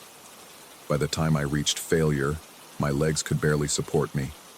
I was sobbing now, great heaving gasps that echoed off the walls. This final door showed my father's funeral, where I had been too cowardly to deliver the eulogy I had promised, leaving my grieving mother to speak instead, while I sat mute in the front pew, paralyzed by my own inadequacy.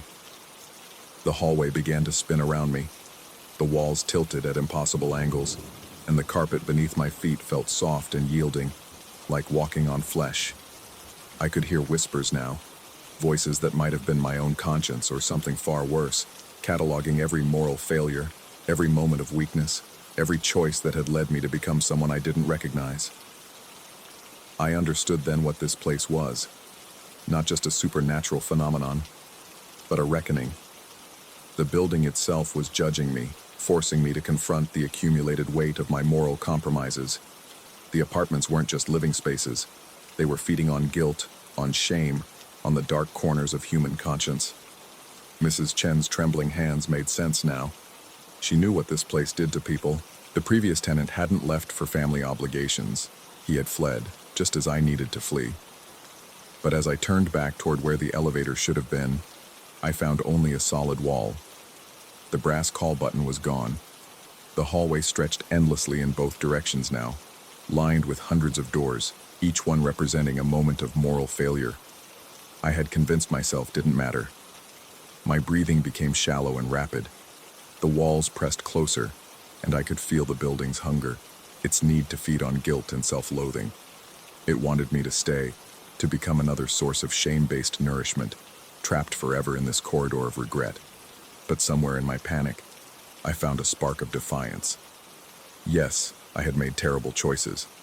Yes, I had hurt people and failed to live up to my own standards. But I was still here, still breathing, still capable of change. The building fed on shame. But what if I refused to feel ashamed? I forced myself to stand straighter, despite the trembling in my legs. One by one, I approached each door again, but this time I didn't hide from what I saw. I acknowledged each failure without flinching, accepting responsibility without drowning in self-hatred. The shame was real, but it didn't define me. It was part of my past, not my prison. As I faced each memory with honest acceptance rather than cowering guilt, the doors began to close. The whispers faded. The walls stopped pressing inward. When I reached the end of the hallway, the elevator was there again, its brass buttons gleaming warmly in suddenly normal light. The call button responded to my touch, and the familiar mechanical sounds filled the air like a lullaby. I pressed 3, and this time, the elevator took me exactly where I belonged. Back in my apartment, I sat on my couch for hours, processing what had happened. The experience felt completely real, but I couldn't prove it to anyone else. More importantly, I didn't want to. Some truths are meant to be lived rather than explained. The next morning, I gave Mrs. Chen my notice. She nodded knowingly, asking no questions, and returned my security deposit without argument. As I packed my belongings, I found myself thinking not about the supernatural encounter, but about the people I had wronged over the years. I wrote letters to Sarah, to Jake, to Marcus, to my mother. I couldn't undo the past, but I could acknowledge it honestly and try to do better going forward. The building had shown me my failures, but it had also given me something unexpected, the opportunity to choose who I wanted to become. As I walked out of the Meridian building for the final time, carrying my suitcase and looking up at its imposing facade, I noticed something I had missed before. There was a 13th floor, barely visible behind the ornate cornice work. The windows were dark, but I thought I could see movement behind them, shadows of other residents who hadn't been strong enough to face their own truths. I turned away and never looked back. The building still stands downtown, still advertising apartments at impossibly low rates. Sometimes I drive by and see new tenants moving in, their faces bright with the excitement of finding such a good deal. I want to warn them, but I know they wouldn't believe me. Besides, perhaps some of them need to take that ride to the 13th floor. Perhaps they need to learn, as I did, that the heaviest chains are the ones we forge from our own guilt, and the only key that can unlock them is the courage to face ourselves without flinching. The elevator still works perfectly, Mrs. Chen assured the next tenant. It takes you exactly where you need to go. Story 14. The photograph should have been empty, just crumbling stone walls and weathered foundations beneath an overcast sky. But there, in the background near what once was the village well, stood a figure in a dark hooded cloak. I hadn't noticed anyone when I took the shot. My hands trembled as I scrolled through the camera's memory card, checking the previous photos from today's tour. The same figure appeared in 3 more shots, always at a distance, always partially obscured by shadows or ruins. Each time, it seemed to have moved closer to where I'd been standing. I've been guiding tours through the abandoned village of Millbrook for 5 years, and I thought I knew every stone, every shadow, every trick of light that could play with your eyes. But this was different. This was something that shouldn't exist. The first time I noticed the figure was 3 weeks ago. Mrs. Henderson from the Historical Society had asked me to photograph the ruins for their annual preservation report. Standard documentation work, nothing unusual about it. But when I uploaded the images that evening, there it was in the corner of a shot of the old church foundation, a dark shape that resembled a person. I convinced myself it was a trick of shadows, maybe a tree branch swaying in the wind. The ruins were full of optical illusions. Crumbling walls created pockets of darkness that could easily fool the eye. I'd seen tourists jump at their own shadows before, but the figure appeared again the next week, this time during a guided tour with a family from Connecticut. I was explaining how the village had been abandoned in 1847 after a series of unexplained incidents drove the residents away, when I instinctively snapped a few photos of the group standing near the old schoolhouse ruins. Later, reviewing the images, I found the hooded figure in the background of 2 shots, closer than before, much closer. The family hadn't mentioned seeing anyone else. When I casually asked if they'd noticed any other visitors, they assured me we'd been completely alone. The father even commented on how isolated and peaceful the place felt. My throat went dry as I stared at the photographs on my laptop screen. The figure was clear enough now that I could make out details. The way the hood fell over what should have been a face, creating an impenetrable shadow. The stillness of its posture, as if it had been standing there for hours. The way it seemed to be watching, always watching. Sleep became difficult after that. I found myself lying awake, thinking about those photos, trying to rationalize what I'd seen. During the day, I started arriving at the ruins earlier than necessary, walking the perimeter, searching for any explanation. Maybe someone was playing an elaborate prank. Maybe a homeless person had taken shelter among the ruins and was hiding whenever tours arrived. But the more I investigated, the more unsettled I became. The ruins of Millbrook sat on a hilltop, accessible only by a narrow dirt road that I could see from anywhere in the village. No one could approach without me noticing. There were no structures large enough to hide in, no underground areas where someone could take shelter. The longest wall still standing was barely 4 feet high. Yet the figure kept appearing. Last Tuesday, I brought my colleague Marcus with me to help with a corporate team-building tour. As we walked through the village layout, pointing out where the main street once ran and where families had lived their brief lives before the Exodus, I took my usual documentation photos. Marcus was professional and thorough, keeping the group engaged while I worked. That evening, I discovered the figure in 4 separate images. But this time, it wasn't alone. In the background of a shot showing the corporate group examining the blacksmith's foundation, 2 hooded figures stood among the ruins of what had been the village's small chapel.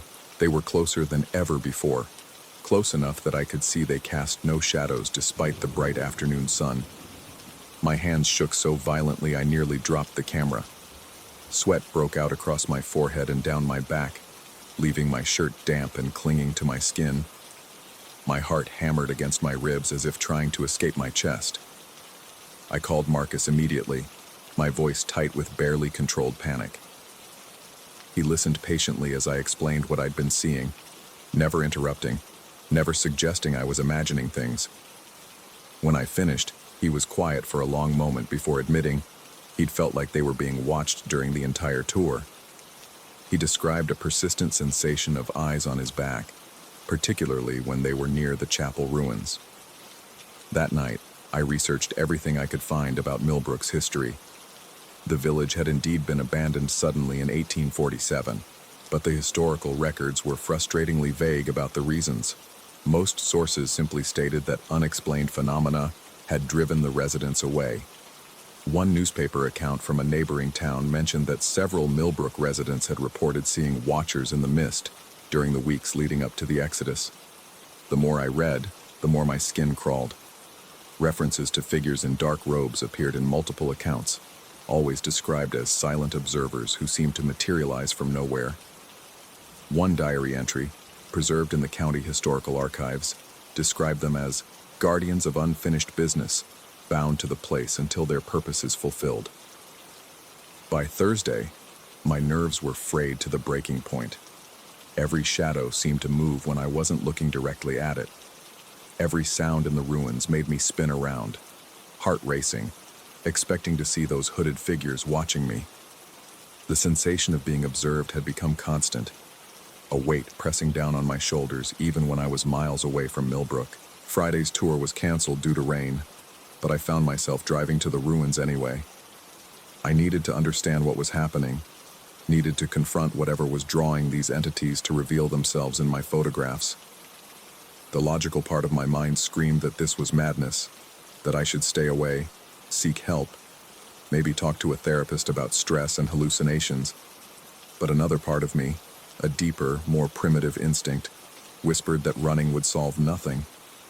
Whatever these figures wanted, they were focused on me specifically. They appeared in my photos, seemed to move closer each time I visited. Ignoring them wouldn't make them disappear. Standing in the drizzle among the broken stones, I made a decision that would have seemed impossible just weeks earlier. I would spend the night in Millbrook. I would wait for them to show themselves, face to face, without the barrier of a camera lens between us. The day passed slowly as I prepared. I told Marcus I was taking a personal day, giving no details about my plans. I gathered supplies, a powerful flashlight, extra batteries, warm clothes, water, and my camera with multiple memory cards. I also brought a voice recorder, thinking that if something happened to me, at least there might be evidence of what transpired. As sunset approached, my pulse quickened, and my palms grew slick with sweat. Every rational thought urged me to turn back, to drive home and pretend none of this had ever happened. But the compulsion to understand, to finally confront the mystery that had been consuming my thoughts, proved stronger than my fear. I parked at the base of the hill and walked up the dirt road as twilight descended. The familiar ruins looked different in the fading light, more ominous, charged with an energy I'd never noticed before. Shadows seemed deeper. Darkness pooled in corners where it shouldn't exist. I set up my makeshift camp near the center of the village, where the main crossroads had once been. From there, I could see most of the ruins, including the chapel and the well where the figure had first appeared. My breath came in short, sharp bursts as I arranged my equipment and settled in to wait. The temperature dropped rapidly after sunset. I pulled on my jacket and hat, but the cold seemed to seep into my bones regardless. It wasn't a natural chill. It was something that reached deeper, numbing me from the inside out. The silence was complete, except for my own ragged breathing and the occasional distant sound of wind through the bare trees surrounding the hilltop. Around midnight, I started hearing footsteps. They were soft, barely audible, like someone walking carefully through fallen leaves. But there were no leaves in the ruins, just bare earth and scattered stones. The sound seemed to come from different directions, first from the chapel area, then from near the old schoolhouse, then from somewhere behind me. My heart rate spiked so high I felt dizzy. I gripped the flashlight with sweaty hands but didn't turn it on, afraid of what I might see.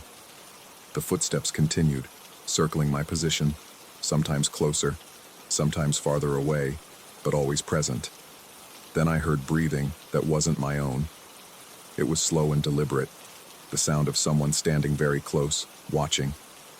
I could feel body heat that wasn't mine, sense a presence just beyond the reach of my vision. The hair on my arms and neck stood up despite the heavy jacket I wore. "Who's there?" The words escaped before I could stop them, my voice cracking with tension. The breathing stopped. The footsteps ceased. Even the wind seemed to die away, leaving an absolute silence that pressed against my eardrums like water. I finally forced myself to turn on the flashlight. 3 hooded figures stood in a semicircle around me, perhaps 15 feet away. They were completely motionless, hands hidden within the folds of their dark robes, faces lost in the shadow of their hoods. They might have been there for hours or materialized seconds before I illuminated them. My body went into overdrive.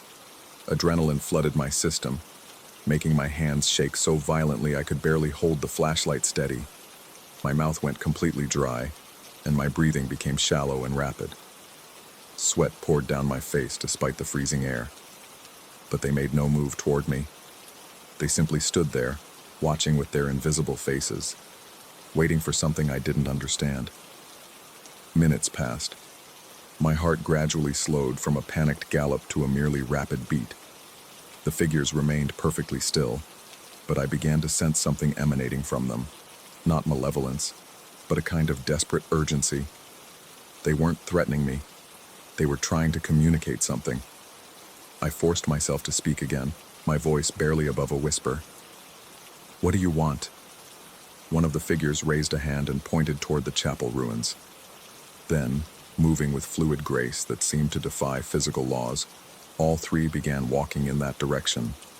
They moved without sound, their robes flowing despite the absence of any wind. Every survival instinct I possessed screamed at me to run, to flee down the hill and never return. But curiosity and something deeper, a recognition that this moment had been building for weeks, compelled me to follow. The chapel ruins were more extensive than the other buildings, with portions of 3 walls still standing. As I approached with my flashlight, I could see that the figures had positioned themselves around what would have been the altar area. They stood with their backs to me, facing a section of the wall where stones had been carefully arranged in a pattern I'd never noticed before. My beam illuminated carved symbols in the ancient stones, not random scratches made by weather and time, but deliberate markings that formed a kind of text. As I moved closer, studying the carvings, understanding began to dawn. These weren't just random symbols. They were names. Dozens of names, carved by hands that had worked desperately in the final days before the village's abandonment. Below each name was a date, all from late 1847, all from the final months of Millbrook's existence. And below the names and dates, scratched into the stone with obvious haste and urgency, were the words, "We remain to bear witness. We guard their memory. We wait for acknowledgement." The figures around me began to fade like morning mist touched by sunlight. But before they disappeared completely, I understood. These weren't malevolent spirits or harbingers of doom. They were the last residents of Millbrook, bound to this place not by evil or unfinished business, but by love.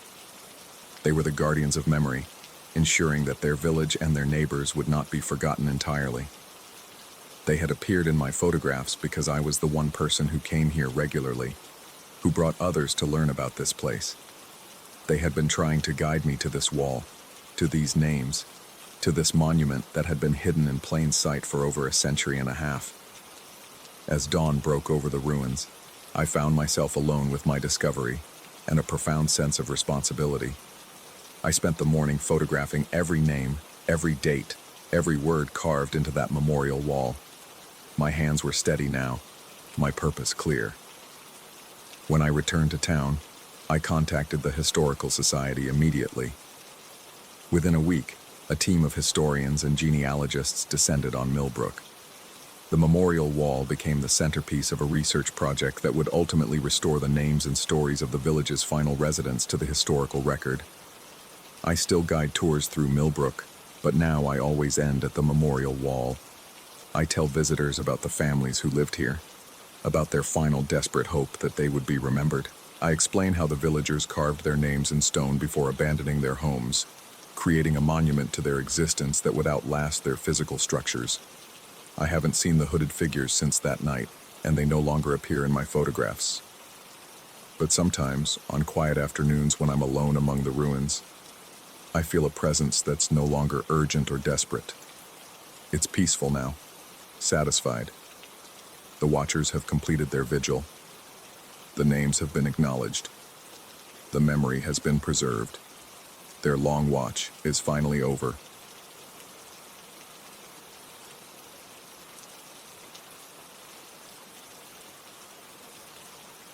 Story 15.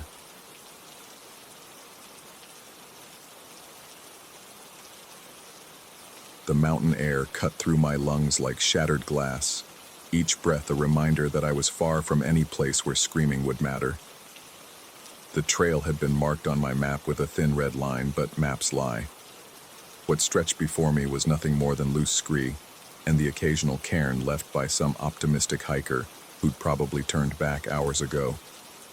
My boots slipped against the granite, sending pebbles cascading into the void below. The sun hung low, casting everything in that particular shade of gold that meant I had maybe an hour of decent light left. I should have turned back. Every rational part of my brain was screaming at me to head down, but there's something about an unfinished trail that gets under your skin like a splinter, the kind that festers if you don't dig it out. That's when I saw it.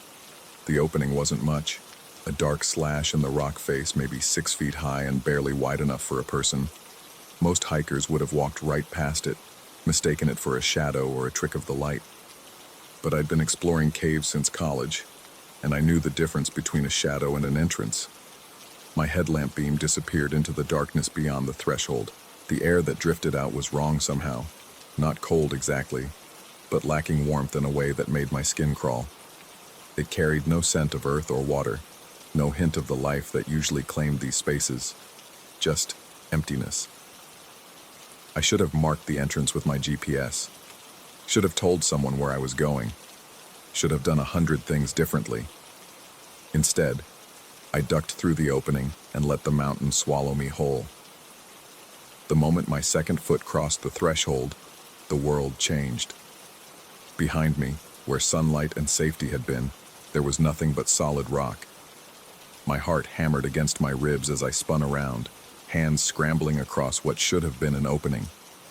The stone was smooth, seamless, as if the entrance had never existed at all. My breathing came in short, sharp bursts that echoed strangely in the confined space.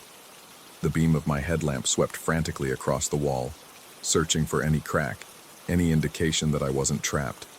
But the granite was perfect, unbroken, mocking. Think, I told myself, though my thoughts felt sluggish, like moving through thick syrup. Caves don't work like this. Rock doesn't just appear. But as I stood there, sweat beading on my forehead despite the cool air, I couldn't deny what my hands were telling me. The entrance was gone. I forced myself to turn around, to face the tunnel that stretched ahead. The walls curved gently upward, smooth as glass, and my headlamp revealed nothing but more darkness. Each step forward felt like a surrender, but staying put wasn't an option. There had to be another way out. The tunnel sloped downward, and with each step, the air grew thicker, more oppressive. My breathing sounded unnaturally loud, each exhale seeming to hang in the air longer than it should. The beam of my headlamp created a small circle of reality in an ocean of black. And beyond that circle, anything could be waiting. That's when I started noticing the sounds. At first, I thought it was just the echo of my own footsteps, but the rhythm was wrong. Where my boots made sharp, decisive sounds against the stone, these were softer, more deliberate, like something was matching my pace, staying just beyond the reach of my light. I stopped. The sound stopped. My pulse thundered in my ears as I strained to listen. Nothing but the sound of my own ragged breathing and the faint drip of water somewhere in the distance. When I started walking again, the soft footsteps returned, always just behind the edge of hearing. You're imagining things, I told myself, but my hand was already reaching for the backup flashlight in my pack.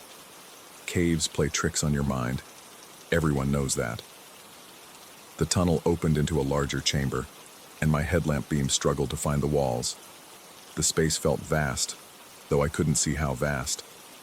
My light picked out formations of flowstone that curved and twisted like frozen waterfalls, their surfaces reflecting the beam back in strange patterns. And then I saw the first inscription. It was carved into a smooth section of wall, the letters deep and precise. The style was unfamiliar, not quite Roman, not quite runic, but something that seemed to combine elements of both. My archaeological training kicked in automatically, categorizing the forms and trying to place them in some historical context. But as I moved closer, my blood turned to ice water in my veins. The inscription wasn't in some ancient language. It was in English, and it was about me. The child refuses his mother's warnings about the creek behind the house. My flashlight beam wavered as my hand started to shake. I was 7 years old again, standing at the edge of Willow Creek, my mother's voice calling from the kitchen window. She'd told me a dozen times not to go near the water after the spring rains, but I'd been fascinated by the way it rushed and tumbled over the rocks. I'd fallen in, of course, spent 3 terrifying minutes being swept downstream before managing to grab onto an overhanging branch. I'd never told anyone how close I'd come to drowning that day. Impossible, I whispered, the word echoing strangely in the vast space. This is impossible. But my light was already picking out more inscriptions, scattered across the chamber walls like a manic biography written in stone. There, the time I'd cheated on my SATs. There, the night I'd left Sarah crying in her dorm room because I was too scared to commit. And there, in letters that seemed to glow with their own faint light, the accident that had ended my academic career. Each inscription was carved in the same precise style, as if the same hand had worked on them for years. Decades. The stone around the letters was smooth and worn, suggesting an age that didn't match the content. Some of the inscriptions were high on the walls, 20 feet up or more, in places no human could reach without equipment I didn't see. My legs gave out, and I found myself sitting heavily on the chamber floor, the beam of my headlamp dancing wildly as I tried to process what I was seeing. Every shameful moment, every private failure, every secret I'd buried so deep I barely remembered it myself, all of it was here, carved into living rock with the permanence of geological time. The soft footsteps were getting closer. I scrambled to my feet, spinning around with my light, but the beam revealed nothing except more inscriptions. They covered every surface now, as if they were multiplying while I watched. The letters seemed to shift and writhe in my peripheral vision, rearranging themselves into new configurations, new secrets, new shame. He tells his wife he's working late, but drives to the overlook to sit alone in his car. He counts the pills in the bottle, but always puts it back in the medicine cabinet. He dreams of disappearing so completely that no one would think to look for him. The air in the chamber had become thick as soup, each breath a struggle. My heart was racing so fast I could feel it in my throat, and a cold sweat had broken out across my entire body. The inscriptions were moving now. I was sure of it. letters flowing like liquid across the stone, forming new words, new accusations. And then I heard the voice. It wasn't speaking to me exactly, more like narrating, describing my actions as I performed them. The voice was mine, but distant, echoing from some deep place I didn't recognize. He realizes the inscriptions are not just about his past, the voice said, its tone flat and emotionless. They're about his future. Every choice he will make, every moment of cowardice, every small betrayal is already carved here, waiting. I spun around, trying to locate the source of the voice, but it seemed to come from everywhere and nowhere. The inscriptions were glowing brighter now, pulsing in rhythm with my heartbeat.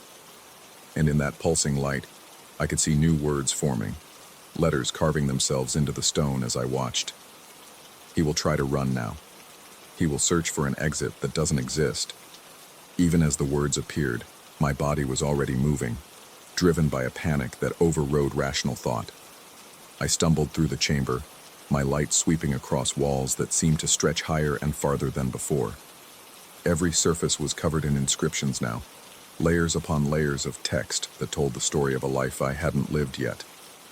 He will find the second chamber. He will understand that the cave has been waiting for him specifically. The tunnel I found was narrower than the first, forcing me to hunch forward as I moved. The walls pressed close on either side, and I could feel the weight of the mountain above me like a physical presence. My breathing had become ragged, desperate, and each exhale seemed to fog the air in front of me despite the temperature. The second chamber was smaller but even more densely covered in text. Here the inscriptions were different, older somehow, though they still described my life with disturbing accuracy. They told of decisions I hadn't made yet, conversations I hadn't had, mistakes I was apparently destined to repeat. He finds his father's journal in the basement, 3 months after the funeral. He reads about the dreams his father had, about a cave that knew his name. My legs nearly gave out again. My father had died 6 months ago, and I hadn't been able to bring myself to go through his things. His house sat empty, waiting for me to find the courage to face his belongings. But according to the wall, I would find that courage. And I would find something I wasn't prepared for. The journal will mention this place. It will have a map. My hands were shaking so badly I could barely hold the flashlight steady. The voice continued its narration, describing my growing understanding of what this place was. A recording device, perhaps. A trap. A test. The words carved themselves into existence as the voice spoke them. The stone somehow soft and malleable where the letters formed, then hard and permanent once they were complete. He begins to understand that leaving is not a matter of finding an exit. It's a matter of accepting what he is. The chamber walls seemed to be closing in, though my rational mind knew that was impossible. The inscriptions were flowing now, words streaming across the surfaces like water, rearranging themselves into new patterns, new revelations. I could see my entire life laid out in stone, past, present, and future, all equally fixed and immutable. But then, in a section of wall that had been blank just moments before, new words began to form. These were different from the others. Instead of the mechanical precision of the other inscriptions, these letters were rough, hurried, carved by someone in obvious distress. You are not trapped by the cave. You are trapped by your certainty that you are trapped. I stared at the words, my mind struggling to process their meaning. The voice had gone silent, and for the first time since entering the cave, I could hear the sound of my own thoughts clearly. The entrance didn't disappear, I realized. I just stopped believing it was there. With growing understanding, I began to examine the inscriptions more carefully. They weren't prophecies or impossible knowledge. They were patterns. The same patterns of behavior I'd been following my entire life. The same retreats into isolation, the same self-sabotage, the same convinced helplessness that had driven me to remote trails and empty caves in the first place. The cave hadn't trapped me. I'd trapped myself, just like I always did. My breathing began to slow as I followed the logic to its conclusion. If the entrance had never really disappeared, if this was all some elaborate manifestation of my own psychological patterns, then the way out wasn't hidden. It was exactly where I'd left it. I turned back toward the tunnel I'd entered through, my headlamp beam revealing the same smooth walls, the same downward slope. But now, instead of looking for an exit that had to be somewhere else, I simply walked back the way I'd come, step by step, breath by breath, refusing to believe in the impossibility of escape. The walls fell away around me, the oppressive weight of the mountain lifted, and there, exactly where it had always been, was the entrance to the cave, a simple opening in the rock face, framing a view of darkening sky and distant peaks. I stumbled out into the evening air, my legs nearly buckling as I gulped down lungfuls of clean, cold mountain air. Behind me, the cave entrance remained exactly as I'd found it. No mysterious disappearance, no ceiling stone, just a hole in the rock that anyone could walk through.